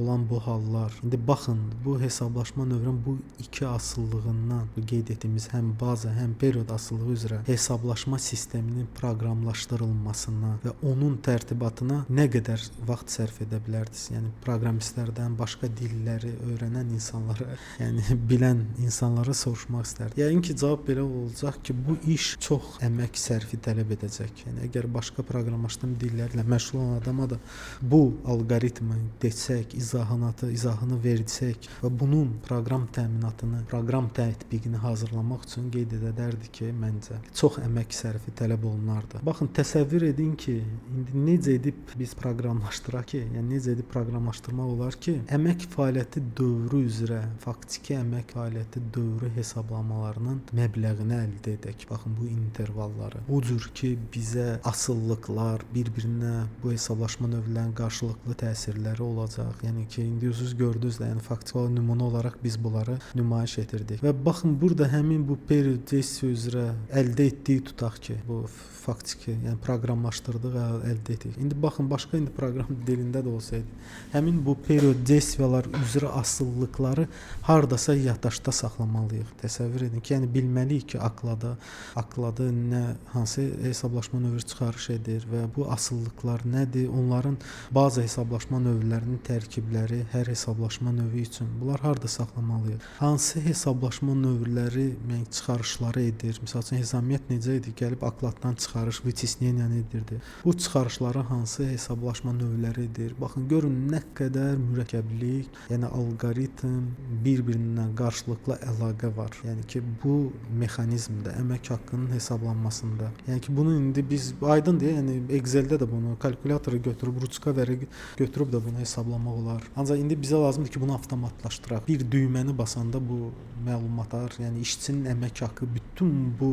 hesablaşma növlərini nəzərə alıb alqoritmlə proqram kodumuz bu hesabatı bizə verməlidir hər ayın sonunda. Yəni ki, və yaxud da fərq etmir, hər ay üzrə hesabata. Yəni bizə burada elə proqram yaratmaq lazımdır ki, burada çıxarışlar üzrə, yəni iş bitmir. Biz necə qeyd etdik, prioritet söhbəti də var burada. Buradakı çıxışlar üzrə prioritetləri müəyyənləşdirilməlidir. Yəni ardıcıllıq, hətta asıllıq zamanı tarixi ardıcıllıqları müəyyənləşdirilməlidir. Prioritetləri hansından digər üstündür. Bütün bu qeyd etdiklərimizin əsasında baxın, sadəcə olaraq bu faktiki periodizasiyasını yəni ki, tərtib etməliyik. Razılaşın, bu çox da asan bir iş olmazdı. Yəni götürüb proqramla, Excel-lə bunu etmək istəsəydi, avtomatlaşdırmaq istəsəydi, yəni asan şəkildə bizim qarşımıza bir knopkanı basan kimi hesabat çıxsın. Yəni adi baza asıllığın özü də belə asan bir məsələ deyildi. Burada dövr üzrə həmin prioritetlər, üstünlük dərəcələrinə riayət olunmalı idi. Necə ki biz bundan qabaq qeyd etdik. Həm də burada baza hesablamaların məbləğlərini də əldə edə bilmək lazımdır.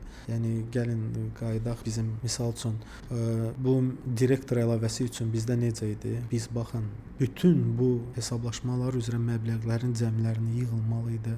Sonra rayon əmsalının cəmini yığmaq üçün baxın, bu hesablaşma növlərinin məbləğləri toplanmalıdır, baza məbləğlər və yaxud da aylıq mükafat belə onun üçün də ayrıca bu məbləğ hesablanmalı idi ki, o hesablansın. Görürsüz, yəni bu bütün bir-biri ilə yəni ki, konkret olaraq qarşılıqlı əlaqədadır. Baxın, indi gəlirik bu əsas bir məsələyə ki, 1S şirkəti, yəni bu Adines proqramı, yəni ümumiyyətlə indiki hansı ki, biz onun üzərindən bu məsələləri həll edəcəyik.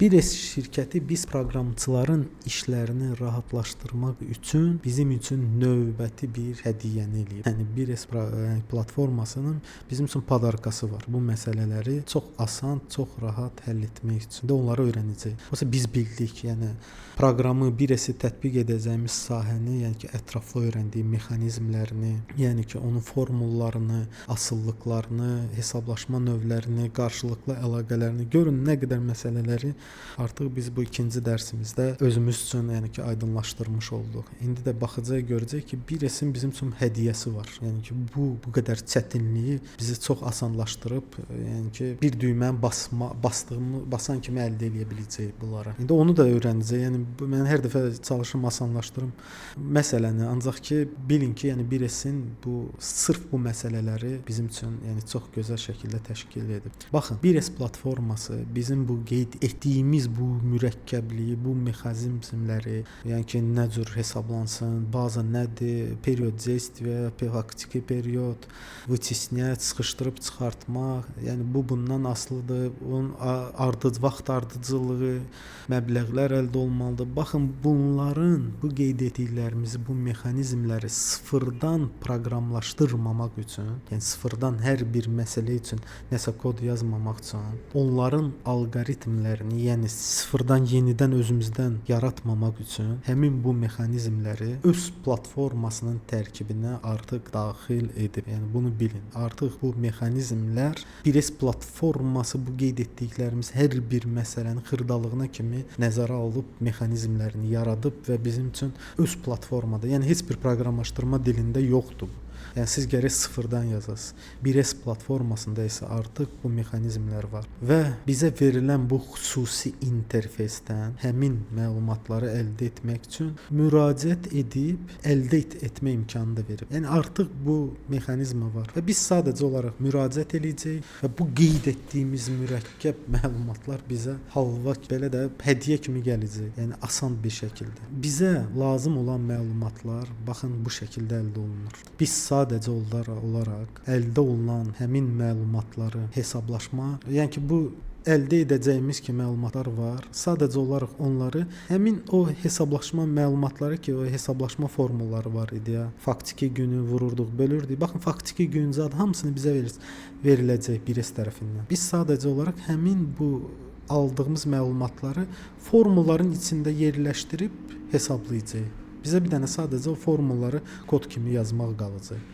Düzdür, indi bu məsələlər çıxacaq, ancaq yəni bu şəkildə yəni asan da olacaq. Yəni ümumən götürüb baxın, bu mexanizmi, yəni 1S bizə bu məlumatları verəcək. Baxın, indi dediyimiz kimi bu bizə lazım olan məlumatlar dedikdə biz nəyi nəzərdə tuturuq? Baxın, bunu bir dənə indi aydınlaşdıraq. Bu baza hesablaşmaların ilk öncə baxın, baza hesablaşmalar ki var. Bir hesablaşma, məsəl üçün mükafat hesablaşması növü üçün baza olaraq nə lazım idi ki, o faizi nəyə vurub mükafat məbləğini əldə etsin? Baxın, həmin oklad hesablaşma ki növü var idi. Gəlin hətta o slaydımızı da açaq. Baxın, bu mükafat məbləği üçün görürsüz baza. İndi görürsüz təzə terminlər də çıxır. Baza məbləğ. Bu mükafat faizini biz nəyə vurmalıyıq? Bizə lazımdır, baxın, birinci bu oklad hesablaşma növünün məbləği, yəni ki, əvvəlcədən hesablanmalı idi. Yəni ki, bu da nə adlanacaq? Baza hesablaşma məbləği. Həmin baza hesablama məbləğini baxın, bizə lazım olan, necə ki qeyd etdik ki, bizə hansı məlumatlar lazımdır? Birinci növbədə bu baza məlumat, baza məbləğ. Baxın, 1S platforması da bizə onu verəcək. Yəni ki, bu nə idi? Bu baza hesablaşma növlərinin bir növ məbləğidir və iş saatlarının cəmi həm plan üzrə, həm də faktiki, yəni ki, iş saatları, vaxtları üzrə, period действия və yaxud da faktiki period действия üzrə. Beləliklə, baxın, bu baza hesablaşma məbləği və iş saatlarının faktiki və planlaşdırılmış iş saatlarının period действия olsun. Bu onların cəmi məlumatları, yəni ki, onların əldə olunması bu mexanizmi, yəni ki, hansı ki biz qeyd edirdik ki, bunlar üçün oturub kod yazmalıyıq sıfırdan. Yəni mən də sual verdim ki, başqa proqramlaşdırma dillərində belə mexanizm var, artıq hesablanmış şəkildə bunlar bizə verilə biləcək ya yox. Bu mexanizma var. Baxın, 1S-in bu iki mexanizması, həm baza məbləğin bizə verilməsi, baza hesablaşma növləri üzrə alınacaq o cəm məbləğ, onun cəmi və bu faktiki işlədiyi günləri, yəni ki, o planlaşdırılmış iş günündən necə idi, digər hesablaşma onu sıradan çıxardıb təyin olunan o faktiki günləri bizə verən bu iki mexanizma platformanın artıq tərkibində var. Beləliklə, biz 1S-in platformasının əsas bu sahədə iki mexanizmini təyin etmiş olduq. Bildik ki, bu iki mexanizm, baza hesablaşma məbləği və baza bu periodlar ki olacaq, period действия və faktiki period, onları avtomatik hesablayan bu iki mexanizma 1S platformasında artıq mövcuddur. Bunu aydınlaşdırdıq. Həmçinin də dərsimizin yəni bu hissəsinə kimi biz bu dərsimizdə hansı məsələlərin həlli ilə məşğul olacağımız dairəni də aydınlaşdırmış olduq. Bu hesablaşma mexanizması, bu gördüyük orada mükafat, ezamiyyət, maaş hesablaşması, xəstəlik, bu hesablaşma mexanizmləri, hesablaşma növləri arasındakı asıllıq, ümumiyyətlə bu əmək haqqı hesablanmasının, yəni bu dairəsi ilə də aydınlaşdırmış olduq. Bir daha da qeyd edək ki, dərslərimizin mövzusu hesablaşma ilə bağlı tapşırıqların həll edilməsi üçün 1S platformasının əsas bu iki mexanizmasını və platformanın bu mexanizmlərə müraciət etdiyi interfeysi öyrənəcək. Yəni 1S, yəni ki, bu proqramda da, platformada da bu istər hesablaşma registrləri olsun və istərsə də plan vid расчетов, hesablaşma plan növü bu obyektlərlə olsun. Bilirəm sizi çox yordum, yəni ki, dərsin bu hissəsinə kimi. Beləliklə gəlin bizim bu praktiki dərs tapşırıqlarımızı həll etmək üçün, yəni ki, artıq keçək bu bitirək bu slaydla, bu nəzəri məlumatlarla, yəni ki, bu praktiki tapşırıqları həll etmək üçün gəlin bu giriş hissəni yekunlaşdıraq. Bunun üçün, yəni bu yekunu da İTOK, yəni ki, bir növ nəzəri olmayacaq, ancaq qısaca olaraq da yəni yenə də slaydımızı açıb baxacağıq. Bunun üçün gəlin ilk əvvəl əmək haqqlarının hesablanmasının bir növ spesifik predmet sahəsinin xarakterlərini də nəzərdən keçirdik. Artıq qeyd etmişik bunu yekun olaraq. Gəlin bunun cədvəl halına belə salıb baxaq. Baxın, əmək haqqı indi bizə aydın oldu. Ümumiyyətlə biz bu indi dərsin bu hissəsinə kimi bunları bütün xırdalığına kimi araşdırdıq və onlar haqqında məsələləri qeyd etdik. Burada əmək haqqı hesablamalarının spesifik predmet xüsusiyyətlərini qeyd edilib və bu xüsusiyyətlərin özəlliklərini gəlin nəzərdən keçirdək qısaca olaraq da. Birinci özəllik ki var, hansı ki biz onu sizinlə təyin etdik. Bu maaşların əmək haqqının hesablaşması və uçotu aydın, yəni açıq-aydın şəkildə periodik dövrü, yəni ki bu periodun olmağı xüsusiyyətinə malikdir. Bunu artıq birinci dərsdən aydınlaşdırdıq. Bu period registrasiya anlayışlarını öyrəndik. Yəni ki, period registrasiya, qeydiyyat periodu, yəni ki, sırf bununla xarakterizə olunur. Bir daha da qeyd etmək istərdim ki, bu period bizim hesablaşma ilə bağlı nəticələrin, hesablamaların, mühasibət uçotunun qeydiyyata almaq, yəni ki, istədiyimiz tarixdir. İkinci özəllik bu, əmək haqqı məbləği bir qayda olaraq bir və ya bir neçə fraksiya cəmlənməsi ilə əldə edilir. Yəni ki, bir və bir neçə hesablaşma növünün cəmlənməsi, hətta gəlin burada yenə də bir də açaq, yəni rahat olsun görsüz. Hansı hesablaşma növüdür? Məsələn, əmək haqqının hesablaşması mükafatlı olan. Gör ki, burada bir fraksiya, yəni ki, bir hesablaşma növü ayrıca hesablanır və ona asılı olan digər mükafat məsələn hesablaşma növü. Bu iki fraksiyanın cəmi ilə biz əmək haqqını hesablayırıq. Yəni bu sadə şəkildə belə qeyd eləyək. Yəni ki, bu özəlliyi. Qeyd etdiyimiz kimi və bu da yəni 1S platformasında vid расчет, yəni hesablaşma növləri adlanır. Yəni bir daha xatırlayaq. Bu oklad ola bilər, premiya mükafat, xəstəlik vərəqəsi, ezamiyyət hesablaşma növü, sərf, сделанное, yəni ki, müxtəlif xidmətlər, nəsansı məhsulların hazırlanmasından bağlı olan hesablaşma növləri. Bunların hamısı hesablaşma növüdür və hər bir hesablaşma növü müəyyən hesablaşma formulları ilə bağlıdır. O ki, günlərin sayını bölüb, vurub, çıxıb, yəni ki, toplayıb hesablamayan formullar, riyazi əməliyyatlarla bağlı və özlərinin də alqoritminə, hesablaşma formula uyğun olaraq hesablanırlar. Yəni bizim indi predmet sahəmizin üçüncü özəlliyi müəyyən bir hesablaşma növlərinin nəticələri başqa hesablaşma növlərinin məbləğlərinin hesablanmasının nəticəsində əldə oluna bilər. Yəni ki, bu necə ki baza asıllığını biz qeyd etdikdə aydınlaşdırmışdıq. Bu cür hesablaşma növləri birincilərə münasibətə baza hesablaşma növləri adlanır. Yəni ondan asılı olan hesablaşma növünə münasibətdə bu baza hesablaşmadır və bu asıllığın, yəni ki, qeyd etdiyimiz kimi çox dərəcəli ola bilər. Bir hesablaşma növü başqa hesablaşma növünə asılıdır. O asılı olduğu hesablaşma növü isə də başqa hesablaşma növü. Baxın, bu cür çox həliqəli bir asıllıq ola bilər. Biz bu məsələni hətta direktor əlavəsi hesablaşma növünü nəzərdən keçirdiyimiz zaman görmüşdük. Hansı ki, hesablaşma formulasına görə bir neçə hesablaşma növlərindən asılı idi və həmin hesablaşma növləri də öz növbəsində başqa hesablaşma növlərinə asılı olaraq bu şəkildə davam edirdi. Və bu cür baza asıllıq, yəni baza hesablaşma növündən olan asıllıq praktikada maksimum 4-5 dərəcəyə kimi dərinliyə malik ola bilər, hətta sonsuz da əslində. Yəni maksimal olaraq indi praktikada 4-5 dərəcə. Yəni bu bundan asılı, bunu bu şəkildə davam edir. Növbəti özəllik, bu 5-ci özəlliyimiz. Üzr istəyirəm, biz indi 4-cü özəlliyi qeyd edirik. Bu hesablaşma növləri içində elələri var ki, onların hesablaşma nəticələri birbaşa vaxtdan asılıdır. Yəni işlənmiş vaxtdan, onun cəmindən, necə ki bu faktiki period biz bir əməkdaşımız üçün maaşı, ezamiyyəti, xəstəlikləri hesablayırdıq. Bunu orada açıq-aydın görmüşdük. Burada işlənmiş vaxt bu formulanın özündə operant kimi təyin edilir. Biz də qeyd edirik ki, bu hesablaşma növləri period действия, əmək fəaliyyəti dövrü ilə xarakterizə edilir. Bir daha da qeyd edək ki, period действия, yəni bunu biz nəzərə almışdıq. Bu əvvəlcədən müəyyən edilmiş fəaliyyət dövrü tarixidir. Yəni müəyyən bir intervalda, məsələn, ayın 1-dən 31-nə kimi. Hətta gəlin o şəkli də açaq. Baxın burada necə idi? Bu bizim period действиямız idi. 1-dən 31-nə kimi. Baxın bunu yəni ki qeyd etmək istəyirəm. Bir daha da burada qeyd edək ki, period действия plan xarakteri daşıyırdı. O əvvəlcədən bizə məlum idi. Yəni ki, hesablaşma dövrünün başlanğıcında artıq biz o period действиямızın günlərin sayını, bu bayram günlərini çıxılsın, istirahət günləri çıxılsın. Yəni biz o dövrü, period действиyanı artıq əvvəlcədən bilirik. Gəlin indi keçək 5-ci özəlliyə.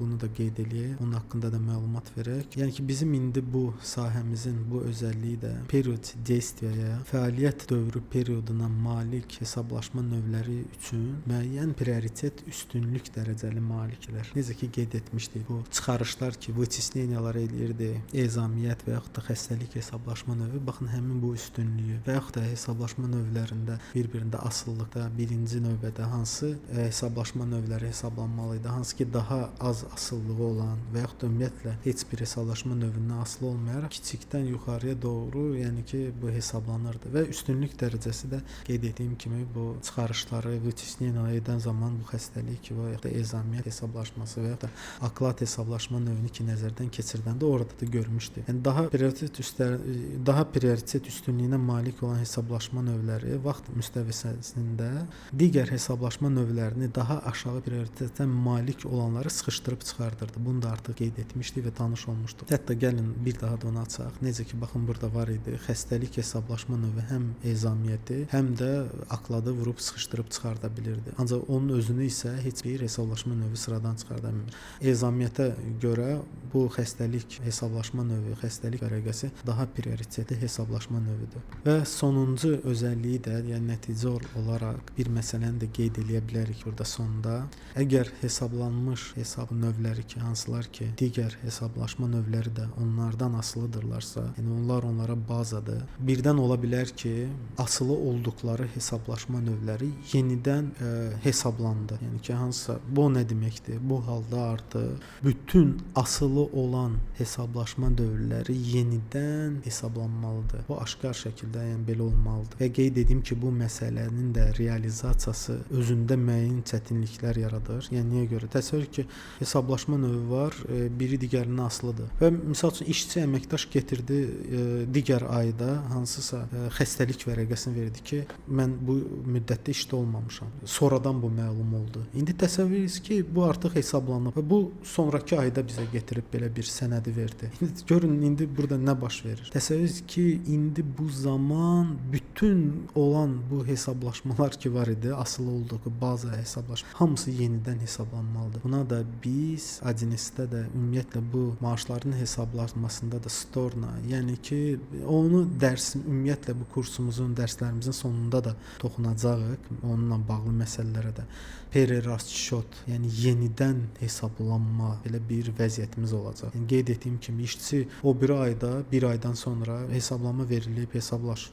Yəni ki, bütün maaş hesablanıb period действия üzrə və sonda məlum olub ki, işçi gətirib sənəd verir ki, mən xəstə olmuşam, xəstəlik vərəqəsini. Təsəvvür edin ki, indi bu xəstəlik nə qədər hesablanma növlərindən çıxarış eləməlidir, vычислять eləməlidir. Ona görə burada baxın indi belə bir yenidən hesablanma, перерасчет kimi bir termin çıxır qarşımıza, onu da aydınlaşdıracaq. Yəni hər bir şeyi öyrənəcək bu maaşların hesablanması ilə bağlı. Yəni onu proqramlaşdırmaq, bir ST platformada, yəni bu proqram tətbiqini yazmaq üçün. Yəni bu predmet sahəmizin, yəni öyrəndiyimiz bu sahənin spesifik özəlliklərini də nəzərdən keçirdikdən sonra artıq dərslərimizdə qarşımıza qoyulan tapşırığı və onu nəzərdən keçmək vaxtı gəlib çatıb. Yəni bu qarşımıza qoyulan, daha doğrusu tapşırığı nəzərdən keçirmək vaxtı artıq gəlib çatmışdı. Yəni bu nəzəri mövzuları artıq bitiririk. Düzdür, arada bir toxunacaq, nəyisə xatırlamaq üçün o proqramda, nəyisə sazlayanda, hansısa nə ilə bağlı idi, arada bir xatırlamaq üçün yenidən müraciət ediləcək. Ancaq bundan sonra artıq qarşımıza, yəni tapşırığı həll edəcəyimiz praktiki işi qoyacaq. Gəlin bu qarşımıza qoyulan qarşımıza yəni ki tapşırığı qoymaq üçün ilk əvvəl əmək haqqı hesablaşma sisteminə bir daha baxaq. Yəni artıq indi aydındır bir məsələ. İndi sadəcə olaraq bu qarşımıza qoyacağımız tapşırığı aydınlaşdırmaq üçün həmin bu sistemi açaq.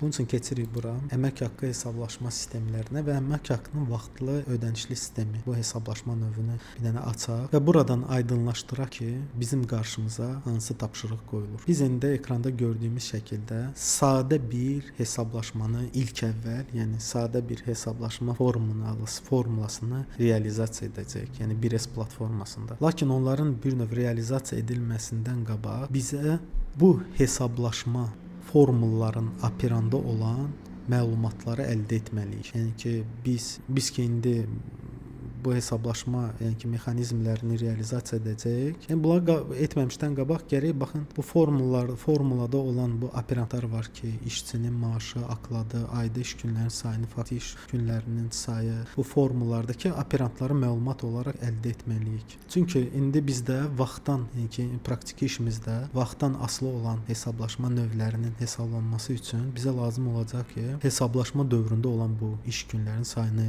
əldə edək. Xatırladaq ki, yəni necə qeyd etmişdik əvvəldə, bu period действияdır. Yəni ki iş günləri və saatları ola bilər, onların cəmidir. Və həmçinin də işlənmiş, baxın bu faktiki günlərin sayı. Burada da xatırladaq ki, bu faktiki əmək fəaliyyəti dövrünün günlərinin sayıdır. Bundan sonra da hesablaşma prosesindən əldə etməli olduğumuz bu cür məlumatları, bundan sonra yəni ki bu bilin lazımlı məlumatlar adlandıracaq. Yəni bizə lazım olan məlumatlar bu şəkildə. Bizə lazım olan məlumatlar dedikdə nə nəzərdə tutulur? Baxın bu qeyd etdiklərimiz. Bizim indiki yəni ki bu halımızda bu iki ayrıca günlərin sayı olacaq. Faktiki və period действия bunlar. Və bunlar da bizim bu məlumatlar da hesablaşma üçün bizim indi lazımlı məlumatlarımızdır. Və burada bu məlumatlardan da fərqli olaraq, yəni ki bizə ki hansı ki məlumatlara ehtiyacımız olacaq, o məlumatlar ki artıq yəni hesablaşmaya başlamazdan əvvəl bunlar yəni ki bizə məlumdur. Biz onları da bu yəni ki 1S-də ilkin məlumatlar yəni ki adlandıracaq. Burada faktiki iş günləri necə idi? Biz hələ ki bilmirik. Düzdür? Yəni ki biz bunu əldə etməliyik. Bizə lazım olan hansı hesablamada ki lazımdır, bunu əldə etmək, bunu bilmirik əvvəlcədən. Ola bilər xəstəlik hələ bilinmir, xəstələnəcək, xəstələnməyəcək. Ancaq ayda iş günlərin sayı bizə əvvəlcədən yəni ki məlumdur. Və bu ayın iş günləri, bu period действия. Yəni ki biz bunu artıq bir növ ilkin məlumatlar olaraq da adlandıra bilərik. Ümumiyyətlə bilin ki, bu aydakı iş günləridir, bu faktiki iş günləridir. Bunlar hamısını belə götürün ki, bizə ilkin məlumatlardır. Həmçində bunlarla yanaşı period действия, faktiki period действия, baza hesablaşma növlərinin tərkibi, necə ki onlar haqqında artıq məlumat vermişik. Çıxarış edən hesablaşma növlərinin tərkibi, hansı ki вычисление eləyə bilər, necə xəstəlik yaxud da ezamiyyət akladı sıxışdırıb çıxarda bilirdi. Bu hesablaşma növlərinin tərkibi və başqa müəyyən məlumatlar hansılar ki biz yəni ki çox yaxın zamanda onlarla da tanış olacaq. Yəni ki bu bizim məlumatlarımızdır. Və ikinci ilkin lazım olan məlumatlar bizə bu baza hesablaşma məbləğlərinin cəmidir. Necə ki görürük ki burada baza hesablaşma növü hansıdır? Mükafat üçün. Bu akladır. Yəni ki bunların məbləğlərini.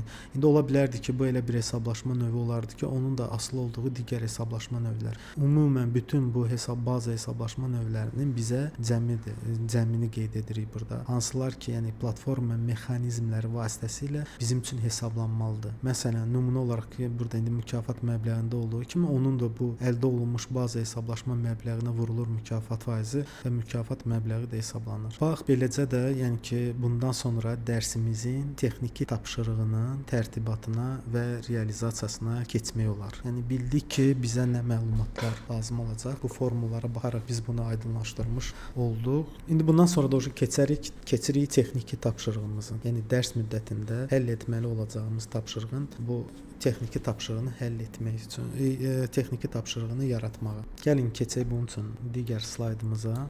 Bu slaydda bizim qarşımıza indi artıq bu praktiki işimizin texniki tapşırığıdır. Yəni ki, onu belə cədvəl şəklində qarşımıza qoyuruq. Bir məsələni də qeyd edim ki, mən bu slaydları, yəni həmçinin də videoda istifadə edəcəyimiz 1S bazasını sizlərlə videonun o təsvir bölməsində paylaşacağam. Link olaraq burada dərs müddətində baxdığımız bu slaydın özü də sizin yəni ki, əldə edə bilərsiniz. Link vasitəsilə yükləyə bilərsiniz öz kompüteriniza. Burada texniki tapşırığımızın birinci hissəsi, yəni ki, baxın bu şəkildəki kimi olacaq. Bu bizim ilk praktiki işimizin texniki tapşırığıdır. Burada biz, yəni ki, bu texniki tapşırığa görə baxın, biz ilk əvvəl hesablaşma növlərinin qrupunu yaradacağıq. Görürsüz burada sol tərəfdə cədvəlin hesablaşma növləri. Görürsüz onun bir növ qruplaşdırmışıq indi biz cədvəl. Aklad, xaricə ezam, yəni ki, bu cür bir dənə də hesablaşma növümüz var. Xaricə ezam üzrə olan aklad, bir də təcrübəyə görə əlavə. Bizim indi bu ilk həll edəcəyimiz bu praktiki işimizin, yəni ki, texniki tapşırığın baxın birinci hissəsi. Bu hesablaşma növlərinin qruplarını yaradacaq. Hansı ki bizdə bu yaradacağımız hesablaşma növlərinin qrupu основные начисления, əsas hesablaşmalar. Yəni ki, indi standart bazalarda ZUP-da olsun, kompleks avtomatizasiyada olsun, onların bu maaş hesablaşması bölməsində siz görə bilərsiniz ki, основные начисления. Bu bizim əsas hesablaşma növlərimiz. Yəni əsas hesablaşmalar adlandırılacaq 1S platformasında. Bu obyekti indi yaradacaq. Yəni indi niyə görə biz bunları, yəni məhz bu şəkildə adlandırırıq? Yəni ki, əsas hesablaşma adı bu bir şərti adı ki, 1S-də elə, yəni 1S platformasında elə hesablaşma növlərinə tətbiq olunur ki, hansılar ki, hesablaşma formaları görə vaxtdan asılıdırlar. Yəni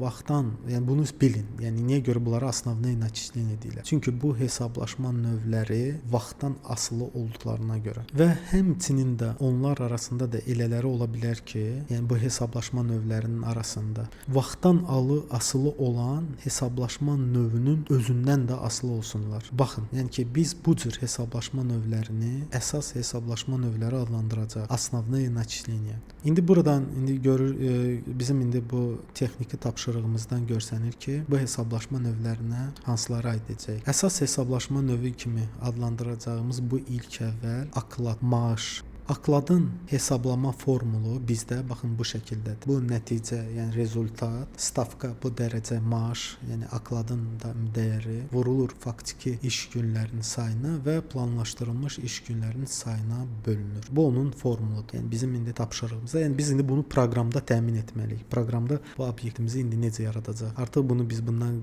dərsimizin əvvəlində də, bundan qabaqki dərsdə də bu formaları, bu sistemləri necə hesablandığını qeyd etmişdik. Bu hesablaşma formulunun da adını, baxın bu hesablaşma üsulu görürsünüz. İndi bu formulumuzun adını da po akladu, yəni rus dilində belə aklada görə kimi qoyacaq. Yəni bu şəkildə. Burada qeyd etmək lazımdır ki, o vaxt ki biz hesablaşma ilə bağlı tapşırığı tərtib edilməsinə başladığımız zaman biz burada bir məsələni bilməliyik, yadda saxlamalıyıq. Hər bir şey hesablaşma formulasına görə təyin olunur burada. Yəni ki, bu nəticəni biz hardan alırıq? Hesablaşma formulasından. Aklad üçün olan bu, yəni ki, bu hesablaşma formulu bütün ilkin məlumatları, yəni lazım olan vacib məlumatları özündə əks etdirir. Bu necə ki qeyd etdik, stavka, məbləğ, faktiki iş günləri və ya planlaşdırılmış iş günləri. Yəni qeyd etdiyimiz kimi bu formula özündə bütün ilkin məlumatları yəni əks etdirir. Hansı ki biz bu məlumatları yəni platformada əldə etməli olacağıq. Bu səbəbdən də biz hesablaşma alqoritmini, yəni ki buna görə də biz hesablaşma alqoritmini proqramlaşdırmaq, yəni ki planlaşdırmalı olacaq. Gəlin indi davam edək. Bundan sonra biz hesablaşma formullarının toplusunu ümumiyyətlə onun üçün təyin etdiyimiz adla adlandıracağıq və bunlar da ümumən hesablaşma üsulu adlandıracaq. Yəni biz sposob расчёта dedikdə, hesablaşma üsulu dedikdə, baxın bu adlara görə təyin olunan formullar. Yəni hesablaşma üsulu bizdə aklada görə məsəl üçün olacaq, faizə görə olacaq, necə ki bu təcrübəyə görə əlavə və yaxud da mükafatda da necə idi, bundan qabaq baxmışdıq. Orada da deməli onun hesablaşma üsulu necə adlandırılmalı idi? Faizə görə. Və burada da görürük ki, aklad, misal üçün, onun hesablaşma üsulu aklada görə və digər hesablaşma növümüz də ki var, hansı ki bu qrupun içərisində aklad xaricə ezam. İndi bu əslində rus dilində bunun adı aklad na выезд idi. Aklad na выезд. Mən onu belə tərcümə elədim ki, ezamiyyətə görə, yəni xaricə çıxışa görə olan aklad, yəni ki, kimsə düz bilsə, qeyd edər, kommentariyada mən düzəliş edərəm. Aklad xaricə ezam bu şəkildə adlandırdım bu hesablaşma növünü. Ancaq rus dilində aklad na выезд bu şəkildə idi. Və bu aklad, bu hesablaşma növünün də hesablaşma üsulu, yəni formulası eyni akladdakı kimidir. Stavka faktiki iş gününə vurulur və bölünür plana. Yəni adından da görsən ki, aklada görə. Baxın, burada bu iki hesablaşma növü görür ki, formulları eynidir bunların. İndi bunlar arasındakı fərq nədir? Bu hesablaşma növləri arasında. Təsəvvür etdik ki, bəzi əməkdaşlar tez-tez ezamiyyətə olurlar. Misal üçün bizim müəssisənin mühasibi var və o fərqli şəhərlərdə, misal üçün də başqa bir ərazidədir, vergi orqanına gedir. Yəni ki, daxili ezamiyyətləri var. Yəni bizim müəssisənin daxili ezamiyyətlərimiz var. Özü-özlüyündə bu, yəni ki, o faktiki indi iş yerini tərk edir və bu ezamiyyətlə, bu hesablaşma növü ilə indi belə götürək, onun üçün təyin olunur. Yəni ki, ezamiyyətlərə gedir. Və də bizə də məlumdur ki, həmin o da tez-tez bu ki, ezamiyyətlərə çıxır. Bu ezamiyyətlər də özlüyündə həm mənəvi də, həm də fiziki çətinliklər olur. Yəni ki, biraz ağır işdir. Get ora, get bura. Hansı ki, bu hallarda bizim də, yəni ki, həmin əməkdaşımız öz əsas iş yerində olmur. Yəni bu səbəbdən də bu cür ezamiyyətlər aklad hesablaşmasından, yəni ki, yuxarıdakı birinci hesablaşma növü ki var idi, bu hesablaşma növündən yuxarı ödəniş dərəcələri ilə hesablanırlar. Yəni öz çətinliklərinə görə. Bu səbəbdən də, yəni o adi aklad deyil, yəni ki, tez-tez ezamiyyətlərə çıxdığına görə, çıxışları olduğuna görə ayrıca hesablaşma növüdür və daha yüksək stavkaya görə, yəni məbləğ dərəcəsinə görə bu hesablaşma növündə maaş hesablanacaq. Ancaq formula baxımından aklada görə hesablaşma üsulu eyni akladdakı kimidir. Sadəcə olaraq stavkası yuxarı olur. Məsələn, əməkdaşın maaşı tutaq ki 1000 azayındır. Yəni ki, stavkası aylıq əmək haqqısı. Amma ezamiyyət üzrə əgər hesablanırsa, hesablaşmaya görə isə onun 1200 manat dərəcəsinə görə hesablanacaq. Və bu da bu cür hesablaşma növü bizdə, yəni ki, işçi ki ezamiyyətə getsə, onun üçün bu hesablaşma növü də, yəni burada qeyd etdiyimiz kimi aklad xaricə ezam, yəni aklad na выезд bu şəkildə adlandıracaq. Yəni bu tapşırığımızda, bu qarşımıza qoyulan məsələdə. Yəni ki, bu maaşın, yəni ki, hesablaşma bu strukturunda, yəni bu texniki tapşırığında. Artıq qeyd etdiyimiz kimi burada aklad hesablaşma növü, onun formulası aklada görə və aklad xaricə ezam bu da eyni qaydada akladdakı kimi aklada görə eyni bir formula ilə hesablanacaq və həm də bildik ki, burada bu aklad xaricə ezamın hesablaşma formasında, yəni ki, akladdan fərqli olaraq məbləğ dərəcəsi, yəni yüksəkdir, çətinliklərinə görə falan, baxın bu hallara görə. İndi burada aydındır ki, bizə əməkdaş ezamiyyətdə indi olduğu zaman o öz əsas iş yerində iştirak etmir. Buna görə də təyin eləyə bilərik ki, aklad na выезд çıxış hesablaşma növünü oynayır. Yəni вытесняющий. Bu əsas akladı bir növ, necə ki əvvəlcə biz qeyd etmişdik. Baxın burada ezamiyyət necə sıxışdırıb akladı çıxardırdısa, bizdə də artıq aydın olur ki, bizim bu aklad xaricə ezam hesablaşma növü bir növ bu çıxış rolunu oynayacaq. Yəni çıxaran funksiyasını daşıyacaq. Yəni вытесняющий. Necə ki artıq bunun haqqında tanış olmuşuq. Və indi fikir verin, burada asıllıqlar bölməsində də görürsüz, aklad üçün çıxaran hesablaşma növü, görürsüz, indi təyin olunur ki, aklad ondan çıxarış edən bir hesablaşma növü olacaq. İndi görəcəksiniz. İndi keçəcək platformaya artıq, yəni bu nəzəri ilə qutardıq. İndi orada biz bunu indi yaratmalı olacaq obyekt olaraq. Görürük ki, aklad xaricə ezam bu çıxaran hesablaşma növü rolunu oynayacaq. Faktiki olaraq əməkdaş vətəndaşımız bu xarici ezamiyyət, bu hesablaşma növündə ezamiyyətdə olduğu zaman əsas iş yerində olmur. Və baxın, indi gördüyünüz kimi bu nümunə əsasında da biz bu qarşımıza qoyulan bu texniki tapşırıqda da hesablaşma növləri arasında çıxarış münasibətini, yəni praktiki məsələni də həllini görəcəyik. Yəni bunu da proqram kodu ilə bu tapşırığımıza uyğun olaraq həll edəcəyik. Yəni oklad na выезд, yəni bu oklad xarici ezamiyyət hesablaşma növü başqa bir öz təyinat və sazlamalarına görə eyni okladdakı kimidir. Sadəcə fərq ondadır ki, bunun daha yüksək stavka, belə ödəniş məbləği dərəcəsi var. Əsas bu hesablaşma növləri, yəni ki, qrupuna əlavə etdiyimiz digər hesablaşma növü, üçüncü hesablaşma növü bu iş təcrübəsinə görə əlavədir. Yəni bizim müəssisədə iş təcrübəsinə görə də,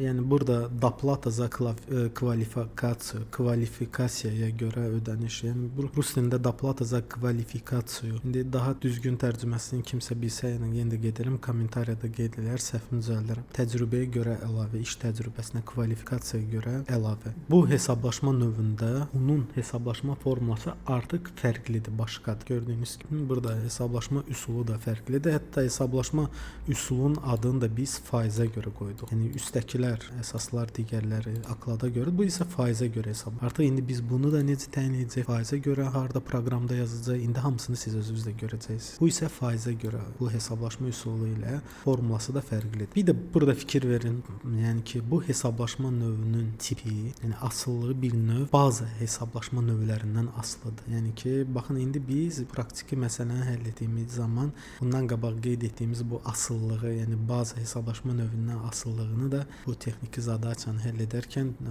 məsələyə, yəni ki, həlli yollarını proqramda edəcəyik. Yəni bu da bir növ bu bazı hesablaşma növü asıllığının bir nümunəsidir. Hətta baxın, bu tərəfdə bazı, ona bu hesablaşma növünə görə bazalar akladdır, onun üçün bazı hesablaşma növü. Bir də xarici ezamdır. Bunların cəminin nəticəsinə görə görürsüz, stavka vurulsun, baza məbləğ. Baza məbləğ hardan götürəcək? Bunların cəmindən. İnşallah indi bunu aydınlaşdırıb gətirəcək. Bir də bunun üçün bizə lazım olan digər nə idi? Baza hesablaşma dövrü. Bu da bu dövr hesablaşma ayı olacaq. Yəni ki, bunları indi dəqiqləşdirəcəyik. İndi baxmayaraq ki, bu hesablaşma növü sizə əgər fikir verdinizsə, bu formuladan da aydın olur ki, heç bir vaxtdan asılı deyil. Sadəcə baza hesablaşmalarından asılı olaraq faizə vurulur və 100-ə bölünərək faiz məbləği, yəni ki, təcrübəyə görə əlavə məbləğ hesablanır bu şəkildə əmək haqqına. Yəni bunun vaxtda asılı olmamasına baxmayaraq, biz bunu əsas hesablaşma növlərinə aid etmişik burada. İndi bunun da səbəbini inşallah birazdan öyrənəcəyik. Niyə görə bu? Biz axı qeyd etdik ki, основное начисление bu vaxta, perioda, yəni bağlı olan hesablaşma növləri olmalı idi. İndi sadəcə olaraq, yəni bir məsələni qeyd edək ki, bu hesablaşma növü üçün biz oklad və ezamiyyətə görə, yəni bunu seçmişik. Yəni bunlara asılı olan, asıllıq münasibətində olduğu hesablaşma növləri də bunlardır. Onun üçün təyin olunur. İndi qeyd etdiyim kimi, burada hesablaşma ayı ki, baza period var. Onu da indi bu dərslərimizdə, yəni qısa vaxtda inşallah yaxında öyrənəcək ki, bu da nədir və necə təyin olunur. Gəlin indi artıq fikirləşək. Biz bu hesablaşma formulalarına malik bu hesablaşma növlərini necə təsəvvür edə bilərik? 1S platformasında. Yəqin ki, biz onları 1S-də bir soraqça kimi, yəni kataloq kimi, spravçnik kimi də təsəvvür edə bilərdik. Yəni bəli, hesablaşma növlərinin və onlara bağlı olan bütün sazlamaların 1S-də saxlanması üçün soraqçaya, yəni bu spravçniklara çox oxşayan, yəni ki, öz strukturuna indi görəcəksiniz sazlamalara görə bu obyektə çox oxşayan plan vid расчетов. Gəlin hətta hələlik silək bunu ki, test üçün hər dəfə yaradırdım. Baxın, bu plan vid расчетов obyektində həmin bu qeyd etdiyimiz bu hesablaşma növlərini o obyektə saxlayacaq. İndi keçəcək, yavaş-yavaş keçirik platformaya. İndi də biz sizinlə bu cür plan vid расчет, hesablaşma plan növləri, hesablaşma planı növü, yəni ki, 1S-də plan vid расчетов da birbaşadır. Bu obyektin yaradılması ilə məşğul olacaq. Bu obyektdə əsas, yəni основные hesablaşma növlərini əlavə edəcək. Yəni bu obyektin adını da bu şəkildə əsas hesablaşmalar adlandırarıq. Yəni bu şəkildə də qoyarıq.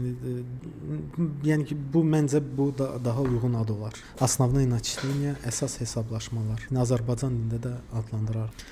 Beləliklə axır ki gəldik bu nöqtəyə gəlib çıxdıq. Keçirik konfiquratora. Artıq yəni bu slaytlarla qurtardıq və plan və vid расчетов obyektini yaratmağa başlayırıq. Burada artıq öyrəndiyimiz kimi sağ düyməni vururuq, добавить, əlavə et və ilk plan vid расчета hesablaşma növləri, plan hesablaşma növləri obyektinin bizim qarşımıza belə sazlama pəncərəsi açılır.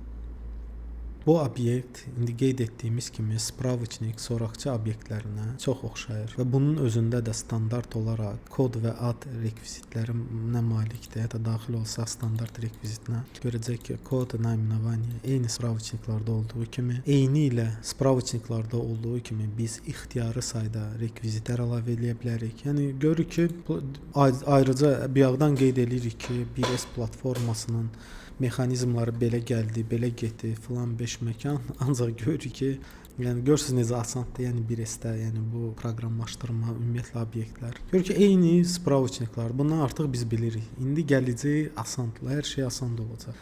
Yəni eyni şəkildə nə qədər istəsən rekvizit, cədvəl hissə əlavə edə bilərik, eyni spravçniklarda olduğu kimi. İndi mənim özümə də biraz rahat gəlir bu platformada, yəni bu əmək haqqının bu teoriyası, nəzəriyyəsi mənim üçün həqiqətən çox ağır idi onu izah eləməyə, onu özümün də başa düşməyim. Yəni bunu mühasiblər, yəni bu işdə işləyənlər, bu hesab maaşları hesablayanlar daha yaxşı bilir. Mən sadəcə olaraq bu proqramlaşdırma indi açmışıq konfiquratora, artıq ki gəlib çıxdıq bura. Bu hissədən, yəni onun mexanizmlərini hazırlayacaq. Yəni arada bir də yəni məcburi bəzi məsələlərə görə hansısa nəzəri məlumatlara da toxuna bilərik. Ümumiyyətlə, yəni bu plan vid расчетов obyekti soraqçalarda, spravçniklarda olan xassiyə və sazlamaların demək olar ki, hamısına malikdir. Yəni eyni şeydirlər. Bəzində fərqləri indi görəcəyik ki, əlbəttə ki, fərq də olmalıdır. Mən də elə eyni deyirəm ki, yəni bu konkret bir hesablaşma, yəni maaşların hesablanması üçün olan bir mexanizmanın obyektidir, sırf bu sahə üçün. Həmçinin də baxın bu soraqçalarda olduğu kimi plan vid расчетов obyektində də предопределённо, əvvəlcədən təyin olunan, yəni ki, elementlər kimi sazlamaları da yəni mövcuddur. Biz burada, yəni ki, предопределённо-da yaratdığımız elementləri istifadəçi, yəni ki, səhvən və yaxud da bilərəkdən silib, yəni ki, onu proqramdan silə bilməyəcək. Biz də həmçinin bu elementlərə, yəni əvvəlcədən предопределённо elementlərə proqram kodunda da birbaşa adına görə müraciət edə biləcək, həm kodda, həm də sorğularda. Beləliklə başlayır. Gəlin keçək aslanlı bölməsinə. İlk əvvəl adını təyin edirik. Adını da qoyuruq əsas hesablaşmalar.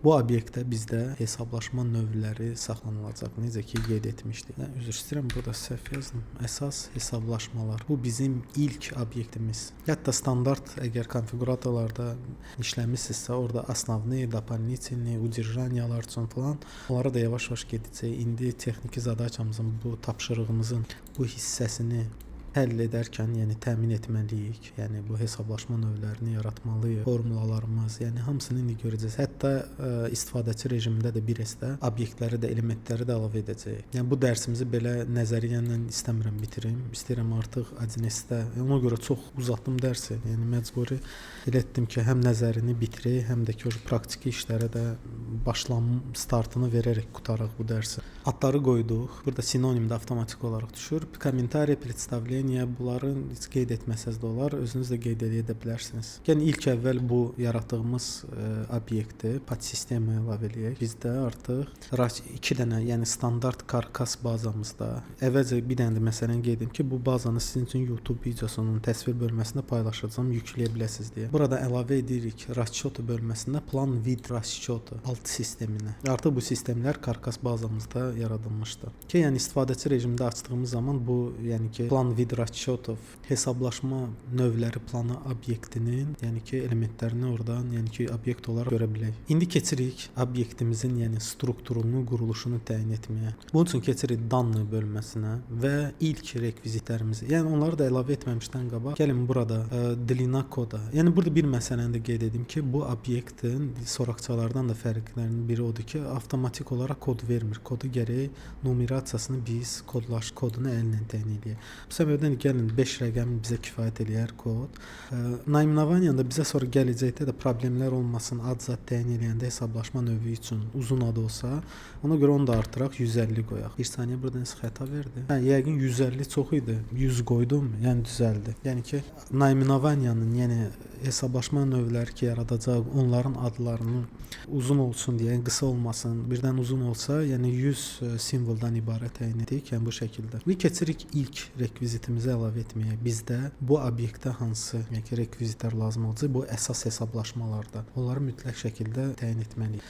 Birinci növbədə baxın, bizdə texniki tapşırığımızı açaq. Bizdə nə var idi? Hesablaşma üsulu. Biz indi proqram kodunu, alqoritmini yazanda bu hesablaşma üsuluna görə biz həmin bu aklad və yaxud aklad xarici ezan və ya təcrübəyə görə əlavə bunların hesablaşma üsullarını təyin etməli olacaq. Yəni hər yaradacağımız bu hesablaşma növü üçün. Bu səbəbdən də biz burada birinci rekvizitimizin adını da qoyuruq hesablaşma üsulu. Üzr istəyirəm. Və indi bunun biz tipini təyin etməliyik. Artıq biz bilirik ki, bizim platformamız karkas bazadır və burada da bəzi obyektlər indi sıfırdan özümüz yaratmırıq. Onlar var. Bizdə sayımlar, перечислениyalar da görürük artıq belə bir перечисление var. Способ расчета. Və görürük onun da artıq по окладу, процентам. Gəlin bunların adlarını dəyişək. Oklada görə Azərbaycan dilində qoyaq. Yəni bu standart karkasdır. Faizə görə gəlin. Faizə görə çalışaraq bunu Azərbaycanlaşdıraq, yəni dil, rus dilində olan karkas bazanı. Bir də fix olunmuş, fiksirovanı, yəni əvvəlcədən təyin olunmuş, fix olunmuş bu şəkildə. Və bu indi hesablaşma üsulu rekvizitimiz üçün bu plan vid расчет obyektimizdə onun da tipini təyin edirik, o перечислениyanı. Açırıq перечисление və bunun tipini eləyirik spособ расчета. Yəni biz indi bu rekvizitə əlavə etdikdən sonra hesablaşma alqoritminin bəzi perspektivlərini qeyd etməliyik. Yəni bu hesablaşma alqoritmində budaqlanmanı, yəni ki şərt operatorları ilə, yəni bu necə ki slayda açaq, burada hesablaşma üsulları var, aklada, faizə görə. Yəni bir növ proqram kodunda budaqlanmanı, şərt operatorları ilə mümkün hesablaşma üsullarını təyin ediləcəkdir. Yəni buna görə. Yəni bu hansı hesablaşma üsuludur? Deməli bu hesablaşma üsulu üçün bir kodumuz icra olunacaq. Gəlin hətta slayda. Baxın, slayda yəni ki bizim necə kodumuz olacaq, ona görə bir nümunə qoyaq. Görürsüz, если способ расчета, əgər bizim hesablaşma üsulumuz belə bir kodumuz olacaq. Bərabərdir. Misal üçün spособ 1-ə tutaq ki, tapşırıqda nə idi bizdə? Tutaq ki, aklada görədirsə, gələcək buradakı kodumuz icra olunacaq. İnaçe если способ расчета, yəni ki, hesablaşma növümüz, üsulumuz tutaq ki, burada indi перечислениyalarda hansı məlumatlardır? Faizə görədirsə, yəni ki, baxın, tutaq ki, bizdə var təcrübəyə görə əlavə. Biz bilirik ki, onun hesablaşma üsulu faizə görədir. Deməli, gələcək bu kodu və yaxud da digər üsula görədirsə, bu şəkildə. Bu əlavə etdiyimiz rekvizit bizə həmin bu tapşırığımızdakı bu hansı formaların icra olunacağını bir növ təyin etmə imkanını verəcək. Yəni ki, biz indi proqramı yazanda bunu, yəni ki, bu şərt budaqlanması vasitəsilə təyin edəcək ki, hansı üsulda hesablanacaq. Yəni ki, əmək haqqı üçün, yəni hesablaşma növünə uyğun olaraq.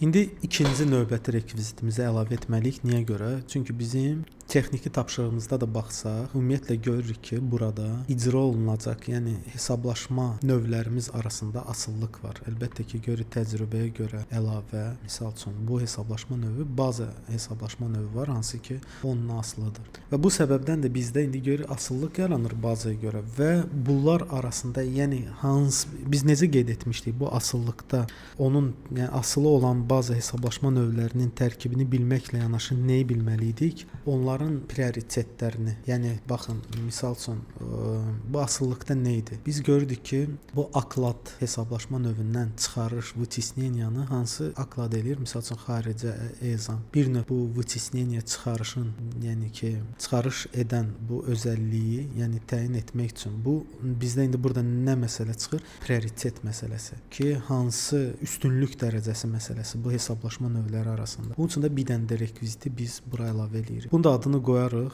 hesablaşma kateqoriyası, hesablaşmanın kateqoriyası. Yəni bu da hansı daha üstünlük kateqoriyasına görə.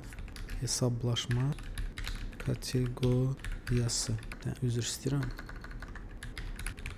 İndi ilk əvvəl bunu yaradaq, indi daha belə ətraflı bunu bilərik ki, bu nədir indi yaradacağımızı. Yəni qeyd etdik, yəni biraz ətraflı qeyd edərik. Bunun da tipi bizdə artıq karkas bazamızda kateqori расчет adında bir növ soraqçamız var. Yəni bunları indi görsə yaratmırıq. Özümüz də yarada bilərdik. Ancaq vaxt itirməmək üçün bundan sonra, yəni ki, daha sürətli iş görmək üçün bu adi bunları artıq bilirik necə yaradılır. Plan 5 məkan bunları əvvəlki dərslərimizdə də keçmişik, spravçiklərin yaradılması falan. İndi bu obyektimizi, yəni tip olaraq bu hesablaşma kateqori rekvizitimizə təyin edəcəyik. Və hətta görür ki, məlumat olaraq onun içərisində artıq предопределенный elementləri də var. Bu spravçnikin. Первичный, ilkin, gəlin hətta onların adını da indidən dəyişək. Azərbaycan dilində olsun. İlkin, birinci dərəcədən asılı. Bunlar hamısını aydınlaşdıracaq. Birinci dərəcədən asılı. Sonra biləcək ki, bunlar da nədir? Birinci dərəcədən asılı və ikinci dərəcədən asılı. Sən qarışdırdın mı? Fərq etmir. Yəqin ikinci dərəcədən olanı götürüb yazın. Burada da yazarıq ikinci dərəcədən asılı.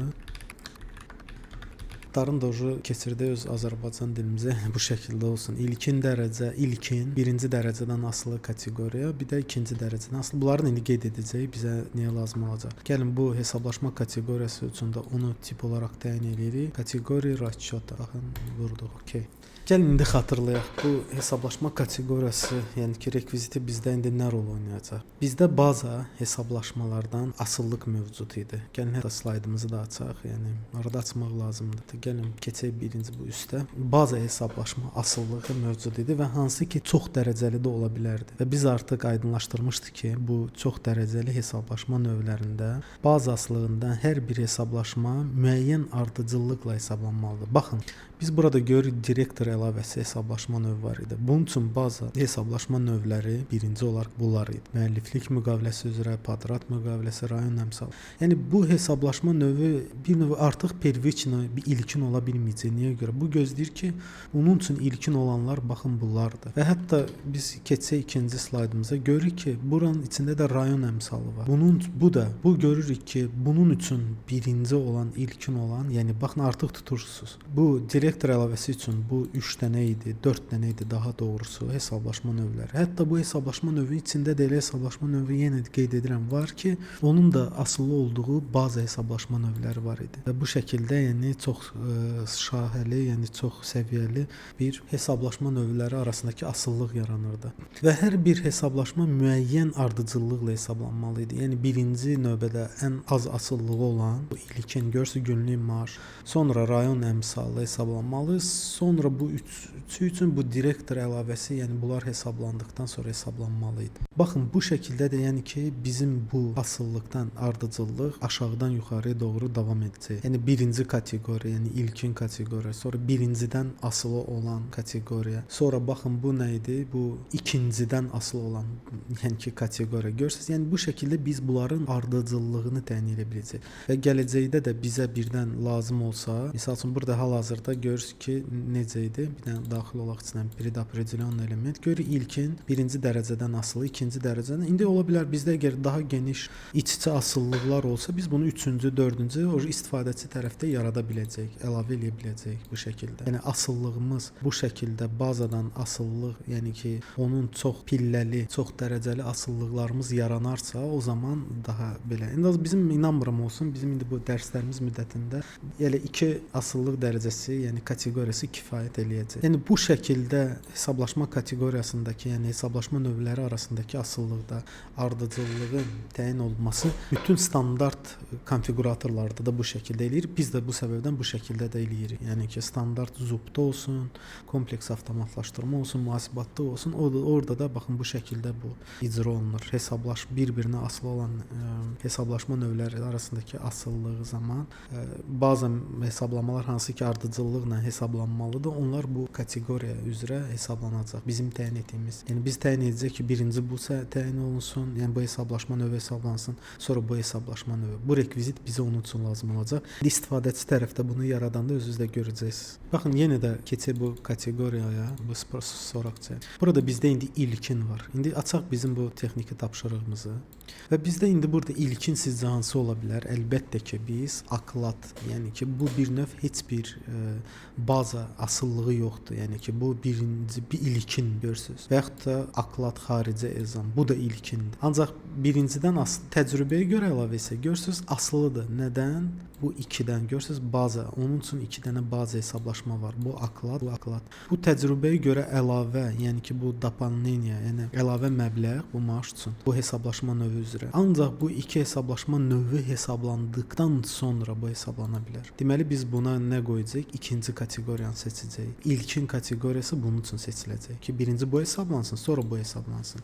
İndi bu şəkildə başqa hesablaşma növlərimiz də çıxdıqca onları da müəyyən şəkildə təyin edəcək. Ardıcıllığı, yəni hesablama ardıcıllığını təmin etmək üçün. Artıq bu 2 rekviziti yaratdıqdan sonra, yəni indi yavaş-yavaş görürsüz ki, biz o plan vid axır ki gəldik konfiquratora çatdıq. Əsas hesablaşmaları ilkin bizim obyektimizi yaradırıq. Bu 2 rekviziti əlavə etdikdən sonra bu obyektimizə keçirik расчёты bölməsinə. Baxın, burada bizi, yəni ki, plan vid расчётов, yəni bu hesablaşma plan növü obyekti üçün olub, lakin digər obyektlər üçün, yəni spravочник olsun, başqa obyektlər olsun, mövcud olmayan sazlamalar var. Görürsüz, bu sazlama biz spravочникlarda görə bilməzdik. Danını görə bilirdik, основной подсистем, ancaq bu расчёт bölməsi ancaq bu hesablaşma mexanizminin obyekti olan BizS platformasında plan vid расчётов üçündür bu sazlamalar. Baxın, bu səbəbdən də hesablaşmalar üçün bizdə platformada, yəni ki, bu qeyd etdiyimiz hesablaşma növlərini biz gedib spravочникdə saxlamırıq. Çünki artıq bu sazlamaları özündə tərkibində olan BizS platforması tərəfindən yaradılan bu obyektlərin içində saxlayırıq. Və burada indi digər obyektlərdən bu plan vid расчёта hesablaşma növü obyektinin digər obyektlərdən fərqli edən ilk sazlamasını təyin etməli olacaq. Использует период действия.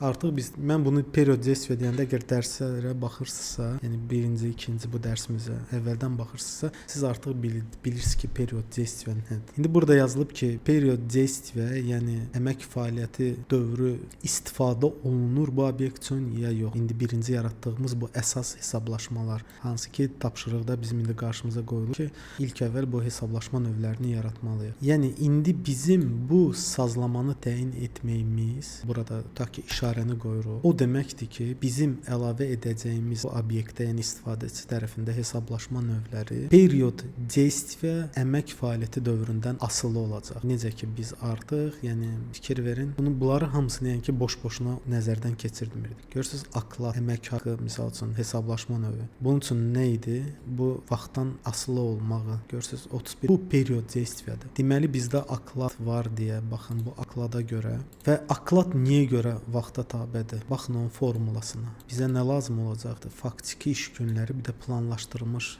bu period действия, bu necə ki biz artıq öyrənmişik. Bu teoriyanı bu qədər slaydlara baxa-baxa gedirdik. Period действия nədir? Faktiki iş. Baxın faktiki iş günləri. Görürsüz, bölündü faktiki iş günü. Bu akladı da nə səbəb olub ki, bu period действия bağlıdır? Çünki bizim formulamızda bizə nə lazım idi? Nədən asılı idi? İşçinin maaşını hesablayan zaman. Akladı üçün bizə nə operantı lazım idi? Ayda iş günlərinin sayı, bir də faktiki iş günlərinin sayı. Bu deməkdir ki, bu bilinməsə, bu aklada görə hesablaşma növünü biz hesablaya bilmərik. Yəni bu səbəbdən də biz indi formulaya görə də, akladına görə də aydın olur ki, bizdə bu использовать period действия seçilsə, bu deməkdir ki, bu bizim akladımız üçündür. Yəni ki, ümumiyyətlə bu akladların olmağın vaxta period действия asılı olmaqlarından təyin edirik. Yəni bu sazlama ilə. Bu olmasa deməli bu bir növ həmin bu hesablaşma növü üçün bu tarixlə üzrə planlaşdırılmış tarix, faktiki iş günlərinin sayını biz saya bilməyəcəyik. Bu səbəbdən baxın bunun təyinatı bu sazlamanın budur. Artıq biz teorik nəzəri baxımından öyrəndiyimiz mövzulardan, toxunduğumuz məsələlərdən aydın olur ki, bu sazlama nə üçündür? İndi görürsüz necə rahat bizə başa düşmək ki, bu sazlama nəyə lazım idi? Yəni artıq biz aydın bilirik. Düzdür, dərslər yorucu oldu. Adam özü də yorulur. Ancaq yenə də ki, bundan sonra inşallah daha sürətli gedəcək dərslər proqram kodu ilə, yəni ən çətin hissəsini bir növ keçirik yavaş-yavaş. İndi gəlin biz texniki tapşırığımızı açaq ki, görək bunu təyin etməliyik ya yox. Görək bizdə aklad var və aklad qeyd etdiyim kimi vaxta bağlıdır. Çünki faktiki və planlaşdırılmış iş günlərindən asılıdır. Bu səbəb həm də aklad xarici ezama görə, təcrübəyə görə isə bu asılı deyil, ancaq bu biri hesablaşma növlərindən, bazı hesablaşma növlərindən asılıdır. Və bu adi akladla, bu aklad xarici ezamından da görsənir ki, biz burada bu sazlamanı seçməli olacaq. Və bu səbəbdən də biz bu işarəni qoyuruq. Yəni tapşırığımızda indi qarşımıza məsələ çıxıb, real bir işdədir. Yəni hansı hesablaşma növü yaradırıq? Görürük ki, bizə deyirlər ki, bu hesablaşma növü bu qanunda bu ilə vaxtdan asılıdır filandır. Artıq girirsiniz konfiquratorda rahat şəkildə bunu yaradıb bu quşu qoyursunuz hesablaşma növü üçün və öz yeni hesablaşma növümüzü yaradırıq. İndi növbəti bizim obyektimizin digər sazlanması. İndi keçdiyimiz bu teoriyaların hamısının mənasını, yəni nəticəsini görürük. Bu da bazadan asıllıq bölməsidir. Зависимость от bazı. Artıq biz bunu da, yəni baxın, bazadan asıllıq, yəni tüm bunları qeyd etmişdik. Necə direktor əlavəsi, baxın, qayda yuxarı əlavəsi hesablaşma növünün ona baz olan hesablaşma növləri görürsüz var. Kvadrat, rayon əmsalı hesablaşma növü, hətta keçsə gör rayon əmsalı özü də asılıdır, yəni ona da baz olan hesablaşma növləri var. Bu şəkildə, yəni asıllıq var. Keçək yenidən texniki tapşırığımıza. Həm də burada baxın, bu зависимость от bazadan asıllıq sazlama bölməsində 3 dənə sazlama var, bölmə var.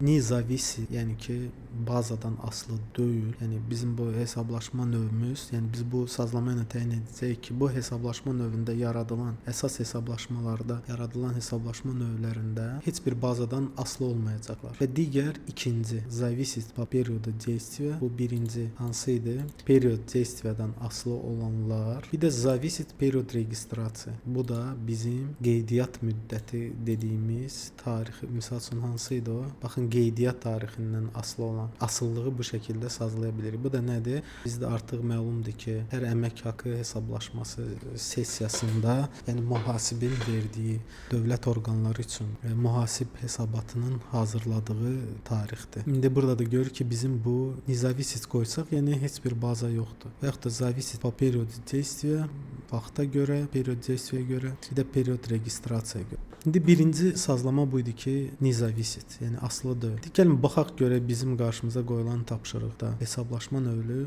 yəni hesablaşma bu növlərimiz bu sazlamalardan hansına uyğun gəlir. Və biz burada görürük ki, aklad, bəli, aklad heç bir bazı hesablaşma növünə asılılığı yoxdur. Sadəcə period действия üzrə asılılığı var. Ancaq ona baza olan bir növ hesablaşma növü yoxdur. Period действия da ki, odur ki, yəni baza asılı olduğu hesablaşma növünün, yəni period действиясы var. Ona görə hesablanmasına görə təyin olunur. Yəni независит, yəni bazadan asılıdır ya yoxdur əslində bu sazlamaların. Yəni ki, ikisindən biri əslində 2 dənədir burada. Burası burada period действия, period registrasiya bu artıq bazanın, yəni ki, hansı ki bazadan asılı olacaq, onun yəni ki asıllığını təyin edəcək. Yəni orada hansı vaxt periodu uyğun götürsün. Period registrasiya biz hətta qeyd etmişdik ki, period registrasiya həm də period действия bu əmək fəaliyyəti dövrü və hesablama tarixinin hesabat tarixi, qeydiyyat dövrü ikisi də eyni tarixdə də ola bilər, olmaya da bilər. Yəni ki, period действия, period registrasiya ikisi eyni bir tarixdə, dövrdə ola bilər, olmaya da bilər. İndi biz bunu da aydınlaşdıracağıq. Ancaq gəlin baxaq bu независит uyğun gəlir ya yox. Görün, yəni birincisinə görə uyğun gəlir, ikincisinə görə də uyğun gəlir. Heç birisinə asılı deyil. Ancaq bunu da qeyd etmişdik axı, bu təcrübəyə görə əlavəni də biz əsas hesablaşmalara əlavə edirik. Bu səbəbdən ancaq bunu görürük ki, yox, bunun bizdə bazı hesablaşma növləri var, yəni asıllığı var. Nədən də asıllığı? Bu özünün olduğu qrupun, yəni ki, bu əsas hesablaşma növlərinə ki, biz indi yaradacaq, yəni bunların üçünü də əsas, baxın, основные начислениyalara, əsas hesablaşmalara aid edirik. Burada yaradılacaq elementlərdən asılılığı var. Yəni bu aklada, indi tapşırığımıza görə aklada və xarici ezama görə buna görə də bu birinci независит bizə əl vermir. Yəni bizdə asıllıq var. Yəni ki, ki, bizim bu təcrübəyə görə əlavə hesablaşma növü digər hesablaşma növlərindən asılılığı var. Akladın gözləyir ki, aklad hesablansın, sonra xaricdə yazan bunların cəminin məbləğindən asılılığı var. Yəni ki, bu öz-özünə hesablana bilməz, hesablana bilmir. İndi digər bu iki sazlamadan hansını seçməyimiz üçün burada istifadə olunan sözlərin, yəni ki, mənalarını bilməliyik. Yəni aydınlaşdırmalıyıq bunları da. Burada ilk əvvəl baxın, bu bazanı aydınlaşdırdıq. Bir də period, o periodu действия və yaxud da po period registrasiya ifadəsini qeyd edək ki, burada qeyd olunub. Hələ ki biz bu cür ifadəni istifadə etməmişik. Yəni nə ifadəsi? Baza period. Yəni arada toxunmuşuq baza period. Yəni ki bunu o dərəcədə belə ifadə etməmişik. Baza period. Yəni ki baxın bu anlayışı. Görürsüz, baza dövr. Yəni baza period. Baxın bu indi anlayışı biz indi istifadə etməyə başlayırıq burada. Yəni ki bu baza artıq bizə aydın olacaq ki, bu baza periodda nə olacaq. İndi burada düşünək ki, əgər bizim əməkdaş, gəlin slaydımızı açaq. Bizim indi əməkdaşımız kvalifikasiya, yəni iş təcrübəsinə görə bu əlavə hesablaşma növü üzrə məbləği hesablamalıyıqsa, yəni biz bu əməkdaşın bütün iş fəaliyyəti üzrə periodu və bu üzrə hesablama məbləğini götürməliyik. Biz gərək burada bu hesablaşma növü üçün gərək düzgün periodu tapaq. Yəni burada təyin edəcəyimiz dövr həmin period üzrə əmək fəaliyyəti nəticəsində yəni ki nəticəsinin əmək fəaliyyətinin nəticəsinin hesablanması olacaq. Gəlin düşünək, bizim bu iş təcrübəsinə görə olan hesablama növü üçün hansı period baza period olacaq, baza dövr olacaq. Yəni bir halda ki, o ayın dövrü içinə düşür, yəni ki bir halda ki o ay üzrə hesablanır, deməli biz baza hesablaşma növlərinin məbləğini cəmləməliyik. Hansı ki bu bizim ayın içərisinə düşür. Necə ki gəlin slaydımızda yuxarıdan açaq, görürük ki baxın bu bizim dövrümüz də periodumuzdur və burada hesablanacaq misal üçün günlərin sayıdır və aklad üzrə tutaq ki bu hesablaşma növü üzrə hesablanacaq məbləğ hansı dövrə əhatə edir? Bu ayın içərisində olan intervallar üzrə misal üçün hesablanmış bir növ nəticə olacaq. Yəni faktiki iş günləri ki var, period действияdan planlaşdırılmış fəaliyyət dövrünün içərisindən ki müəyyən olunacaq. Yəni bu çıxışlar, yəni vытеснениyalar zaten çıxarıldıqdan sonra, yəni ümumi cəm məbləği və bu onun üçün bir növ bu ayın period onun üçün baza period olacaq. Yəni bu da bizdə indi nədir? Hesablaşma ayımız da nə təyin olunur burada? Baxın bu period действиямız. Görürsüz? Artıq ağzımdan da period действия. Yəni əmək fəaliyyəti dövrü. Yəni ki bu hesablaşma ayı bu bizdə sayılacaq. Misal üçün burada biz indi yanvar ayını görürük. Yəni burada indi gəlin slaydımızın o açaq tapşırığımıza və görüb deməli hesablaşma ayı. Ancaq bir dənə də məsələ çıxır ki orada. Burada ancaq bir ay olmaya da bilər. Necə? Hansı ki biz artıq bir dənə nümunə ki nəzərdən keçirmişdik. Bu kvartal mükafatı üzrə. Biz burada görürük ki, tutaq ki, bu kvartal mükafatı hesablaşma növü üçün bir ay deyil. Yəni ki, hesablaşma ayı deyil. Hesablaşma kvartal, yəni 3 ay üzrə həmin bu 3 ayın intervalında, aralığında olan hesablaşma, yəni ki, məbləğinin cəmidir. Yəni ki, burada 3 hesablaşma ayını götürülmüş olacaq. Bu da kvartal olacaq. Yəni ki, fakt o deyil ki, bundan qabaq indi bizim tapşırıqdakı kimi qeyd olunduğu kimi burada hesablaşma ayı, burada kvartal da ola bilər. Yəni necə ki bundan qabaq göstərdi, 2024-cü ilin 1-ci və yaxud 2-ci kvartal da ola bilər. Yəni indi bizdə tutaq ki bu kvartal üzrə bu hesablaşma növündə, mükafat üzrə hesablaşma növündə nə idi? Biz bu kvartalda olan bu baxın baza, görürsüz, bu deməli baza period bunun üçün kvartaldır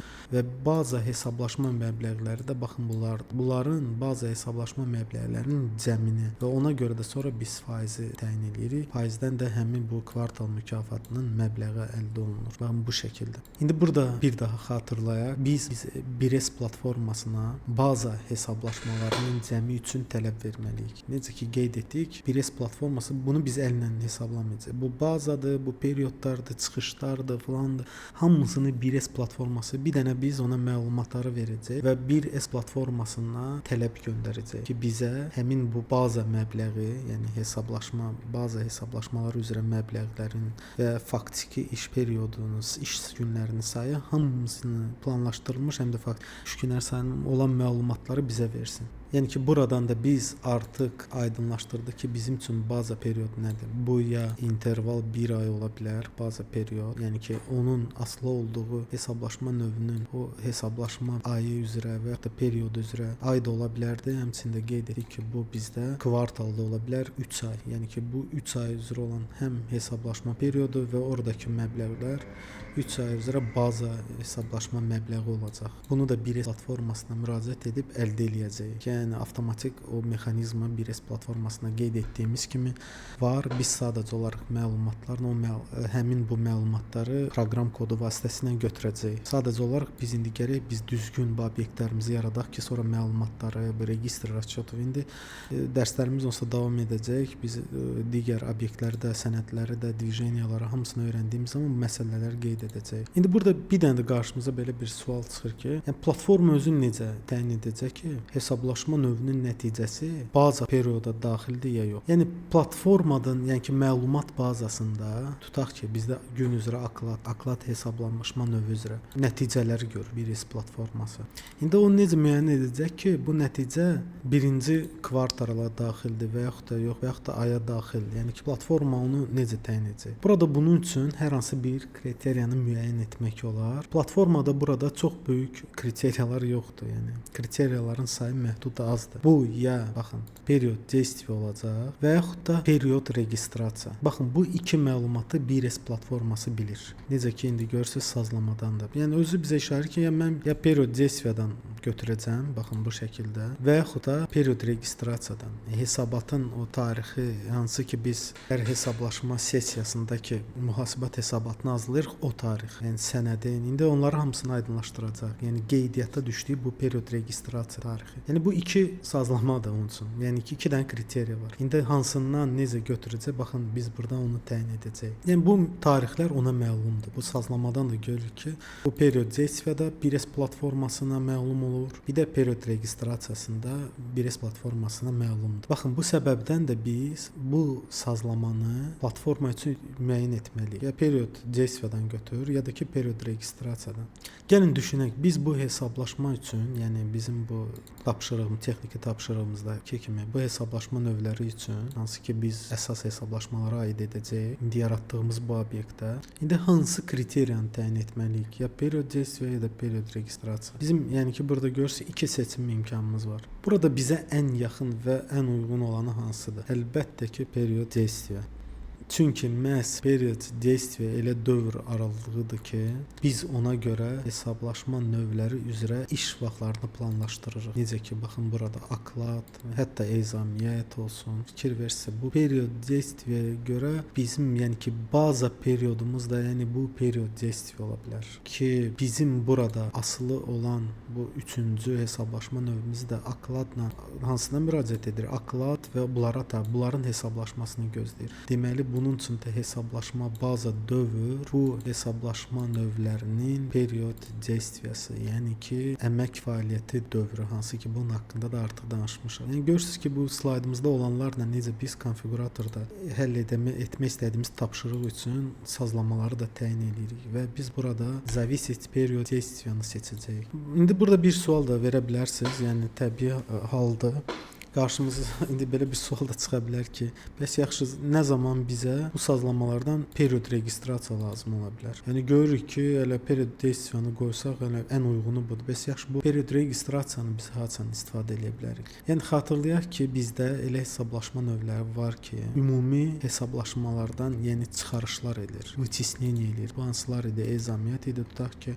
xəstəlik idi. Yəni bu hesablaşma növləri digər hesablaşma növlərini period действияdan sıxışdırıb çıxardırdılar. Yəni ki, bunlar bir növ tutulmalar da adlanır. Yəni ki, sabah indi görəcəksiniz hesablaşma növlərindən bu aliment ola bilər, cərimə, ştraflar ola bilər və bank, yəni ki, borc tutulmaları ola bilər. Yəni ki, bu hesablaşma növləri, hansı ki o tutulmaları icra edən hesablaşma növləri əməkdaşımızın ümumi hesablamalarından tutulurlar. Yəni ki, onun əldə edəcəyi maaşından tutulmalar olacaq. Yəni ki, bu hesablaşma növlərinə görə, bu növ hesablaşma növlərinə görə. Baxın, tutulma bu hesablaşma növləri yoxlama orqanları, dövlət orqanları tərəfindən nəzarət olunur. Aliment tutulması da ola bilər, hansı ki bunu sosial təşkilatlar, indi dəqiq bilmirəm, yəni ki hamısı tərəfindən nəzarət olunur. Baxın, bu orqanlara ümumiyyətlə hansı məlumatlar görsənir? Yəqin ki onlar bizim, yəni ki müəssisənin ancaq mühasibat hesabatlarımızın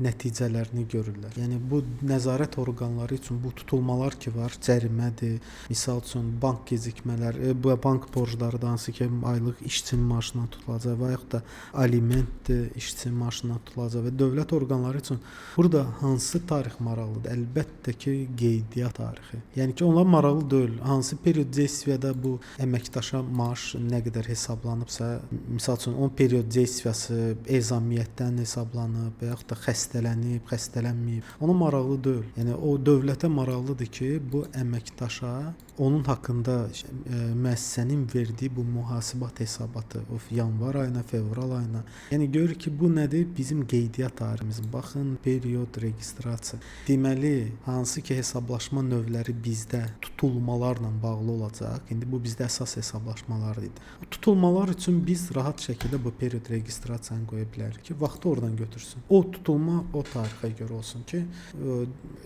dövlət orqanlarının yəni nəzarət etdiyi o tarixə görə, yəni bizim müəssisənin verdiyi mühasibat hesabatının qeydiyyata düşdüyü tarixə görə.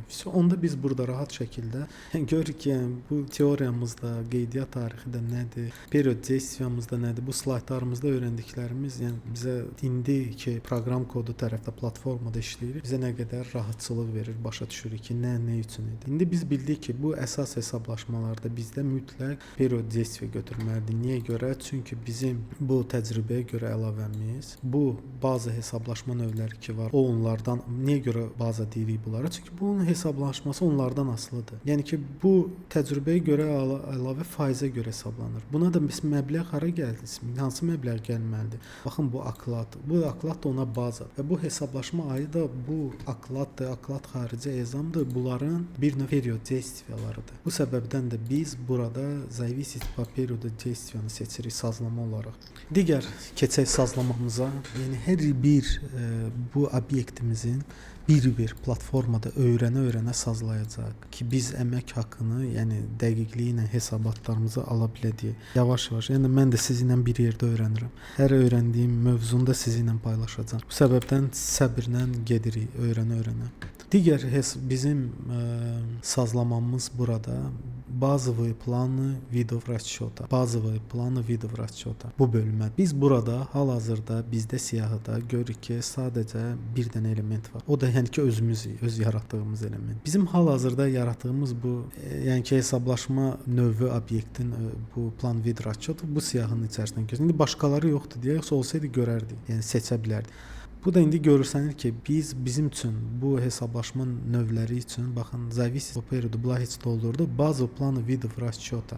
Yəni burada bizdən istənilir ki, o özü üçün, yəni ki bu hesablaşma növü obyekti üçün bazadır ya yox. Yəni ki burada indi görürük ya, baxın, gör quş yoxdursa deməli bu bunun üçün bazadır. Yəni biz burada işarəni qoymaqla təyin edə bilərik ki, bu hesablaşma növümüz, yəni bizim özümüz üçün bazadır ya yox, baza olacaq ya yox. Yaxud da başqa hesablaşma növləri obyekti burada olsaydı, plan vid расчета, misal üçün дополнительный, indi onları yaradacaq. Bu indi bizdə основные də дополнительный udержaniyadır filan da. İndi onları biz yaratdığımızda indi bu siyahımız da yəni genişlənəcək. İndi bu sazlama ilə bizə aydın təyin edirik ki, yəni bu hesablaşma növü bu siyahıdakı bizim özümüzə, yəni özümüzə baza oluruq ya yox bir növ. Baza, yəni ki asıllığımız ola bilər özümüzdən, özümüzdən asılı ola bilərik ya yox. Çünki biz bilirdik ki, bir hesablaşma növü başqa hesablaşma növündən asılı ola bilər. Necə ki mükafat akladdan, maaşdan asılıdır. Gözləyir ki, o maaş hesablansın, sonra bu mükafat faizinə görə də həmin mükafat hesablaşma növü hesablansın. Baxın, o şəkildə asılılığı qeyd edirəm. İndi burada da bizə sual ortaya çıxır ki, bu hesablaşma növü öz-özünə asıllıq var, öz arasında baza asıllığı. Gəlin keçək indi texniki tapşırığımıza. Məsələni aydınlaşdıraq ki, qarşımızdakı biz indi nə edirik? Tapşırığı məsələni əldə edirik. Görürük ki, bizdə aklad heç bir bazadan asıllığı yox, başa düşdük. Bu ikinci aklad xarici ezam, aklad na выезд, rus dilində belə də adı. Bu heç bir baza hesablaşması yox. Ancaq görürük ki, bu təcrübəyə görə əlavə bu hesablaşma növü işimizi korladı. Korlamadı, əslində düzdür burada hər şey. Bu hesablaşma növü asıllığı var. Yəni bu nədən asılıdır? Başqa hesablaşma növündən yox, obyektindən yox. Sırf bunun özünün də, bu özü də bizdə indi əsas hesablaşma növüdür. Və bu da nədən asılıdır?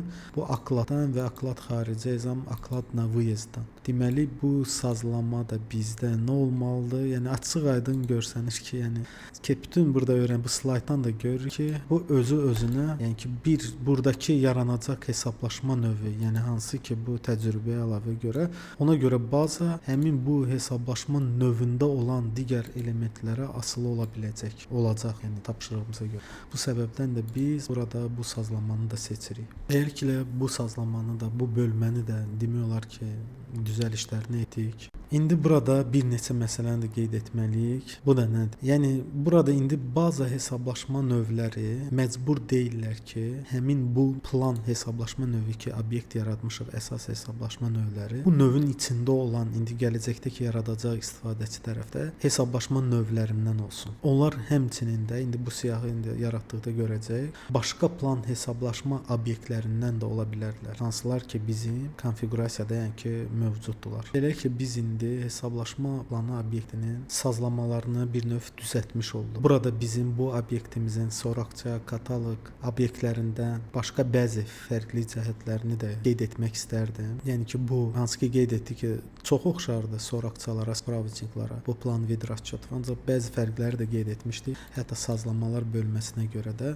bir də bəzi müəyyən fərqlər var, onları da qeyd edərdik. Bu da nədir? İlk əvvəl hesablaşma növləri obyektində fikir versəz, burada iyerarxiya var soraqçalarda. Bu hesablan vid расчётовda iyerarxiya deyilən bir anlayış yoxdur. Yəni onlar element olaraq yaradılır. İkincisi, kodda unikallıq yoxdur. Yəni ki, unikallığa görə proverka, yəni yoxlama olmur. Onu gərək ya proqramçı kod tərəfdə ya da istifadəçi yaradarkən əllə bu kodları da təyin etsin. Yəni belə qlobal belə problemlər deyil. Yəni ki, bu özəllik yoxdur. Yəni ki, digər soraqçalarda və ya da obyektlərdə olduğu kimi. Üçüncüsü də odur ki, bu avtonumerasiya da yoxdur. Avtomatik olaraq nömrələnmə də bu plan vid расчёт və obyektlərində olmur. Bu nömrələri də istifadəçi gərək özü təyin etsin. Yəni belə cüzi fərqlər də var. İndi gəlin keçək bizim obyektimizin formalarının sazlanmasına. Yəni yavaş-yavaş demək olar ki, ilk bu plan vid расчётımızı izah eləyə-eləyə, slaytlarla, mövzulara nəzəri baxımdan baxa-baxa tətbiq eləyə-eləyə keçirik. Bunun üçün digər obyektlərdə olduğu kimi bu formanı, yeni forma yaradırıq, добавить forma. Burada bizə əsasən iki forma maraqlandıracaq. Bu obyektin öz forması və onun forma siyahısı. İlk əvvəl gəlin siyahı formasını hazırlayaq. Forma spiska plan vid расчёта seçirik bunu. Sonra tələsmədən готовunu vurmamışdan qabaq dalее üzərinə sıxırıq. Hətta burada назначить основной, назначить forma основной, yəni əsas forma olaraq təyin olunsun deyə bir sazlama da ona heç fikir vermirik. Standart olaraq oyun qalsın, atarı da dəyişmirik. Dalее. Və burada bizim qarşımıza baxın forma siyahımızda çıxacaq elementlərin, rekvizitlərin siyahısı çıxdı. Və hətta görürük ki, hesablaşma üsulları hansı ki biz məlumat olaraq bu obyektimizə əlavə etmişdik. Onlar da burada var. Gəlin onları da seçin, onları görsənsin. Və burada biz belə period действия базовый, baza period действия bunu da təyin edirik. Bunu sonra da aydınlaşdıracaq ki, bu nədir, necə əldə olunur. Yəni bu standart bizim bu obyektimizin qeyd etdiyimiz kimi digər obyektlərdən fərqli özəlliklərindən, sazlamalarındandır. Bunu da seçirik və kod naimnavaniya da artıq seçilmişdir və готово düyməsinə vururuq. Forma siyahımız da hazır. Burada heç bir belə qeyri-adi bir məsələ yoxdur. Yəni standart adi formalar kimi yaranmışdır. Yəni ki, bu obyektimizin siyahısını daşıyacaq, siyahını, hansı ki burada biz hesablaşma növlərinin siyahısını görəcək. Bu o forma idi. Və keçək indi ikinci formamız, hansı ki bu forma vid расчёта əsas elementi açdığı istifadəçi yaradacağı zaman qarşısına çıxan bu forma. Burada da dalее. Buna heç dalее elementə ehtiyac yoxdur. Yəni ki, birbaşa готово vura özü standart olaraq hər bir elementləri çıxartsın. Və qarşımıza baxın bu şəkildə bir forma. İndi müəyyən burada fərqlər var. Onları indi aydınlaşdıracağıq. Baxın, bu formada, yəni ki, biz tərəfimizdən yaradılmayan, amma obyektin özündə mövcud olan cədvəllər görürük. görürük. Biz axı özünüz də indi girsək bunun sazlanmasına görərik ki, biz heç bir cədvəl zad əlavə eləməmişik. Bu nə deməkdir? Bu o deməkdir ki, platforma bunu bizim üçün avtomatik olaraq yaradır. Yəni bu cədvəlləri biz özümüz yaratmamışıq. Hesablaşma növləri bəli, hesablaşma kateqoriyası bəli, baz və period registrasiya bəli. Axır bu sazlamalar, yəni ki, oradan adı təyin olunurdu. Yəni bu sazlamalar etmişik. Ancaq bazı vid расчет, ведущий vid расчет, вытесняющий vid расчет bunu platforma özü təyin etdi. Nəyə görə təyin etdi? Bu da məlumdur ki, bizim buradakı sazlamalarımızdan asılı olaraq biz ki qoyduq bu niza использовать период действия. Bir də nə qoyduq burada? Зависеть от базы. Görürsüz? Ona görə bu da bizə baza periodları saldı. Həmçinin də bu вытесняющий vid расчета bu nə idi? Çıxarış edən hesablaşma növləri. Hansı ki, necə xəstəlik var ki, çıxarış eləyə bilər bizim əsas aklatan, yəni cərimələr və ya da falan başqa digər hesablaşma növləri. Bu вытесняющий ona görə çıxdı ki, biz burada используют период действия sazlamasını seçdik. Bu cədvəli ona görə platforma bizim üçün əlavə etdi ki, yaxşı period действия istifadə edirsən, deməli sənin bu dövr ərzində tarixin dövründən sıxışdırıb çıxarda bilən, necə ki biz bunları artıq keçmişdik, digər hesablaşma növləri, вытесняющийlər. Bunları biz harda təyin edəcəyik obyektimiz üçün istifadəçi tərəfdə bu вытесняющий baxın bu cədvəldə, bu obyektimizin, bu elementimizin yaradacağımız elementlərin və digər bazı vid расчетов da bu da hardan gəlib çıxıb bura. Bu da ona görə ki, biz burada зависит, baxın, по периоду действия, bir də bazı planı vid расчетов. Bu da nə idi? Biz burada bu yaradacağımız bu obyektin elementlərində baza vid hesablaşmalarını seçə biləcək. Ona hansı hesablaşma növü baza olacaq və bu hesablaşma yaradacağımız element hansı hesablaşma növündən asılı olacaq. Baxın bu odur. Ведущий da vid расчета bunu gələcəkdə keçəcək. Bu da nə ilə bağlı olacaq? Qeyd etdiyimiz kimi перерасчетlar, storna. Bu hansı ki yenidən hesablanma. Tutaq ki, bir dəfə qeyd etdik bunu. Tutaq ki, istifadəçi o bir ayda getirib sənəd ki, məsəl xəstəlik vərəqəsi ki, mən iştirak eləməmişəm və bu səbəbdən də biz qeyd etdik, bu hesablaşma növləri arasında asılılıq var. Yəni biz birini dəyişsək sənəd üzrə, gərək bütün baza hesablaşmaları üzrə yenidən hesablama keçsin. Onu da inşallah dərslərimizin müddətində nəzərdən keçirdəcək və bu ведущий vid расчетов həmişə olacaq. Yəni sazlamalardan asılı olmayaraq. Ancaq bu iki cədvəl bu formamıza gördüyünüz kimi bu sazlamalara görə təyin etdiyimiz sazlamalardan asılı olaraq çıxmışdı. Hətta obyekt keçsək görürük ki, bunlar da avtomatik olaraq konfiqurator tərəfindən də yaradılıb. İndi baxın, hətta indi görürsüz biz nə qeyd etmişdik? Bu direktor əlavəsinə, yəni ki, hansı hesablaşma növləri bazadır. Yəni onun üçün seç burada müəlliflik müqaviləsi, padrat rayon əmsalı. Misal üçün keçsək rayon əmsalı üçün. Baxın bu hesablaşma növləri bazadır. Yəni bu rayon əmsalı bu hesablaşma növlərinə asılıdır. Aylıq mükafat üçün əsas hesablaşma növləri, baza hesablaşma növləri hansıdır? Günlük, maaş, saat falan. Baxın bu digər fərqli hesablaşma növləri. Həmin bu biz indiki yaradacağımız istifadəçi tərəfində istifadəçi ki əlavə etmək istəyəcək bu hesablaşma növlərini buradan həmin bazaları seçəcək. Çıxarışları da edən hesablaşma növləri baxın bu cədvəldən seçəcək. Bu cədvəllə biz bir növ bu baxın bu əməliyyatları istifadəçi düzüb qoşacaq. Görürsüz, Bires platforması necə bu hesablaşma mexanizmləri, maaşların hesablanması üçün obyektlərini bizim üçün rahatçılıqla yaradır. Bazanı təyin eləyək, çıxarış, yəni вытеснять eləyən, period действияdan sıxışdırıb çıxardan hesabat növlərini necə təyin edəcək? Məsələn, ezamiyyəti, xəstəliyi biz deməli hara gətirəcək? Bu вытесняющий bölməyə qoyacaq. Bazaları qoyacaq, məsələn bu cədvəlin içərisində. Baxın bu şəkildə. Və burada da biz bazada добавить etdiyimiz zaman hansı baza vid расчетları görəcək? Bu bizim baxın burada üzr istəyirəm, başqa pencəm bunu keçək. Расчеты. Baxın burada indi görür bir dənə göndər. Çünki bizim indi bazamızda bu tədris bazasında cəmi bir dənə bu obyekt var, vid расчет. Bu səbəbdən də birini görürük. Yəni burada olanların bir növ biz siyahısını görürük. Qarşı siyahısı çıxacaq. Hesablaşma növlərini təyin edə biləcək bu cədvəldə. Beləliklə, yəni dərsin sonunu demək istəyərdim.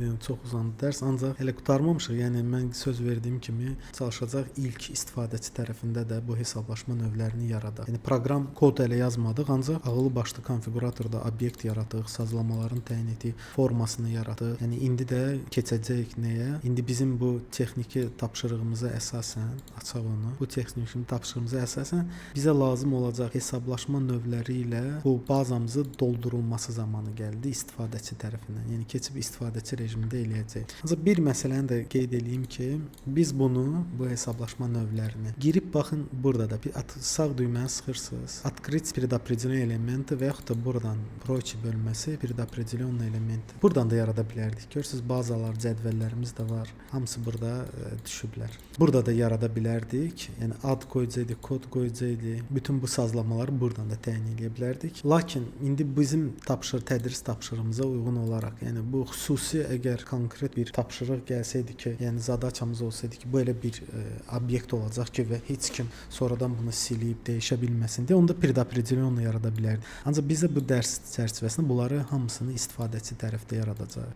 Gəlin slaydımızı da açaq və 1S platformasını da yeniləyək ki, bu etdiyimiz dəyişikliklər. Burada aşıbqa xəta nə idi? Xəta da göstərir ki, biz bunu heç bir interfeysə əlavə etməmişik. Bu səbəbdən gəlin podsistem olaraq расчёты əlavə etmişik. Biz burada test üçün elbilə yaratmışdıq. Bunu silək hələlik. Bu registr расчёт idi. Ona görə xəta çıxır. Bu lazım deyil bizə. Xəta deyildi, xəbərdarlıq idi. Bazamızı yeniləyək. İstifadəçi rejimində açırıq. Keçirik расчёты bölməsinə. Baxın, artıq görürsüz əsas hesablaşmalar. Bu bizim plan vid расчётамız. İlk yaratdığımız obyekt. Daxil oluruq ona. Qarşımıza o forma siyahısı açılır və ilk hesablaşma növümüzü yaradırıq. Gəlin kodu birincidən qoyaq. 0001. Yəni əllə yazırıq. Çünki özümüz də qeyd etdik ki, avtonumerasiya kod üzrə yoxdur. Adını da nə qoyuruq? Birinci gəlin slaydda baxaq. Akla kopyalayırıq. Baxın, tapşırığımıza slayddakı qeydlərimizlə uyğun eləyəcək. Bazı period, period desə bunu boş buraxırıq. İnşallah bunu da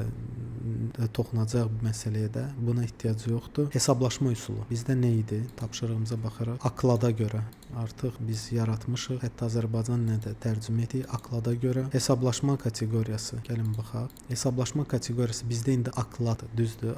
Aklad bizdə ilkindir. Burada seçirik ilkin. Demək olar ki, əsas hissələri doldurduq. Və indi görürük ki, burada aşağıda bizdə bazı vid расчёта, yəni ki, bizim hansı ki sazlamadan təyin etdik ki, açaq obyektimizi və görürük ki, bizdə bazı planı vid расчётов və aklad üçün bizdə texniki tapşırığımızdan görürük ki, bazı hesablaşma növü yoxdur. Çox kifayət. Zapisat закрыть. İlk bizim hesablaşma növümüz yaradılmış oldu. Keçirik ikinciyə. Çünki tapşırığımızda bilirik ki, 3 dənə hesablaşma növümüz var. Bu ikincinin adı aklad xaricə ezam.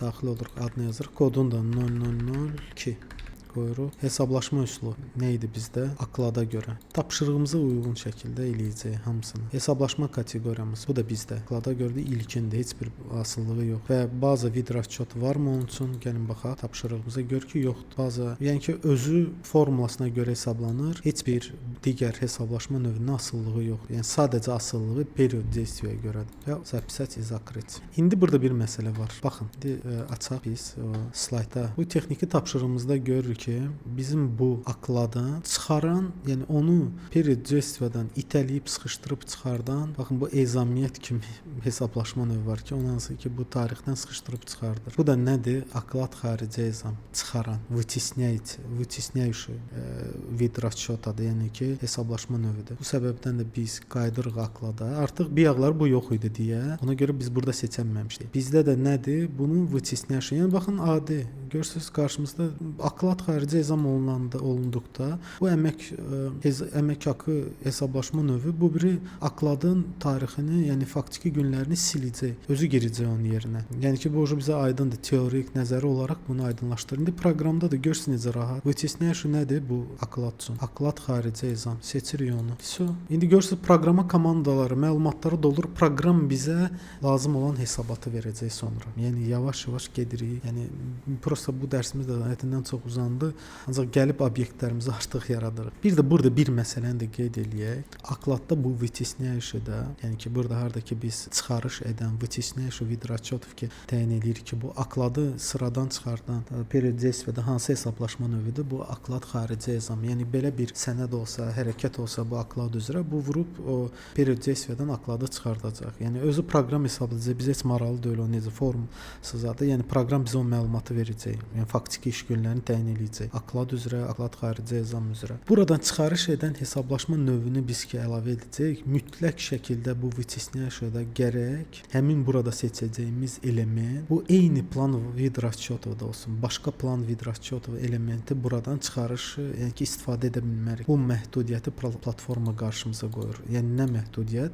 Burada indi görürsüz əsas hesablaşmadır. Biz вытесняющий bu hesablaşma növləri ancaq bu əsas hesablaşma növlərində olanlar eləyə bilər. Başqa hesablaşma növlərində olanlar bu вытесняющий, yəni çıxarışları eləyə bilməz. Okey, qeyd etmişdik. Baxın bu ezamiyyətdir və yaxud da xəstəlikdir. Yəni ki bu məhdudiyyət yəni ki var. Yəni bunu yəni ki nəzərinizdə saxlayın. Lakin burada bazıvı və ведущий plan расчетов-da istənilən, indi burada bir çox plan vid расчета olsa, yəni yaratsaq əsas, дополнительный əlavə və yaxud da tutulmalar üçün, удержаниялар üçün nəsə hesablaşma növləri olsa, bazada onların hamısını qeyd edilir və yaxud da ведущий-də onları yəni ki təyin etmək olar. Orada məhdudiyyət yoxdur. Yəni istənilən plan vid расчетанın elementləri ola bilər. İndi keçirik, sonra slaydı açaq. Yəni texniki tapşırığımıza görə, təcrübəyə görə əlavə.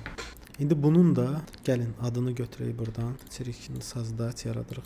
Bu da 0003 parol qoyuruq, yaradırıq. Bunda baxaq nə idi bizdə? Faizə görə. Yəni bu aklada görə deyil, yəni formulaya görə deyil, özünü faizə görə hesablanır. Yəni biz bu hesablaşma üsuluna görə onun formulalarını təyin edəcəyik. Baxın bu şəkildə. Bu bizim formulamız olacaq. Bu faizə görə adı ilə. Yəni çox rahat olacaq inşallah. Faizə görə. Bir də hesablaşma kateqoriyası. Aha, bax burada artıq biz indi görürük ki, bu bir növ ilkinlərdən asılı olacaq. Bu səbəbdən də biz onu ilkin eləyə bilmərik. Yəni bu gözləyir. Bu hesablaşma ilkin dövrünə görə buna lazımdır ki, aklad hesablansın, bu birisi hesablansın, hesablaşma növləri hesablanmış olsunlar. Bu onlardan əldə olunan nəticəyə baza məbləğinə görə bu bir hesablaşma növləri bu hesablaşma növü üçün baza məbləği hesablanır. Və burada biz seçirik ilkin deyil, birinci dərəcədən asılı. Yəni ki, birinci dərəcə bizdə hansılardır?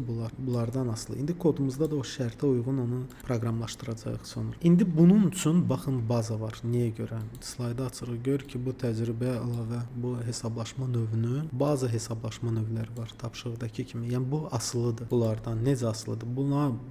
Ancaq bunda faiz biz təyin eləmişik. 20% tutaq ki, təcrübəyə görə əlavəsi var. İndi bu 20% biz nəyə vurub hesablamalıyıq? Bunun işlədiyi, yəni ki, period действия-də olan tarixlə maaşına əlavə olaraq hesablansın deyə bu faizi bunları bazalardan. Bunun da deməli 2 dənə bazası var. Həm bu hesablaşma növü aklad, həm də aklad xarici ezam hesablaşma növünə görə. Və burada da hər ikisini əlavə edirik. Aklad xarici ezamı da, bir də akladın özündə. Burada da ardıcıllıq rol oynamır. Burada da bunun ведущий bunları sonra keçəcək, nəzərdən keçirdəcək перерасчетlarla, store ilə, yəni ki, yenidən hesablanma, təkrar hesablaşma o mövzuya çatanda o zaman bunun məsələn qeyd ediləcək. Вытесняющий-də çıxarış eləyən də bundan yoxdur.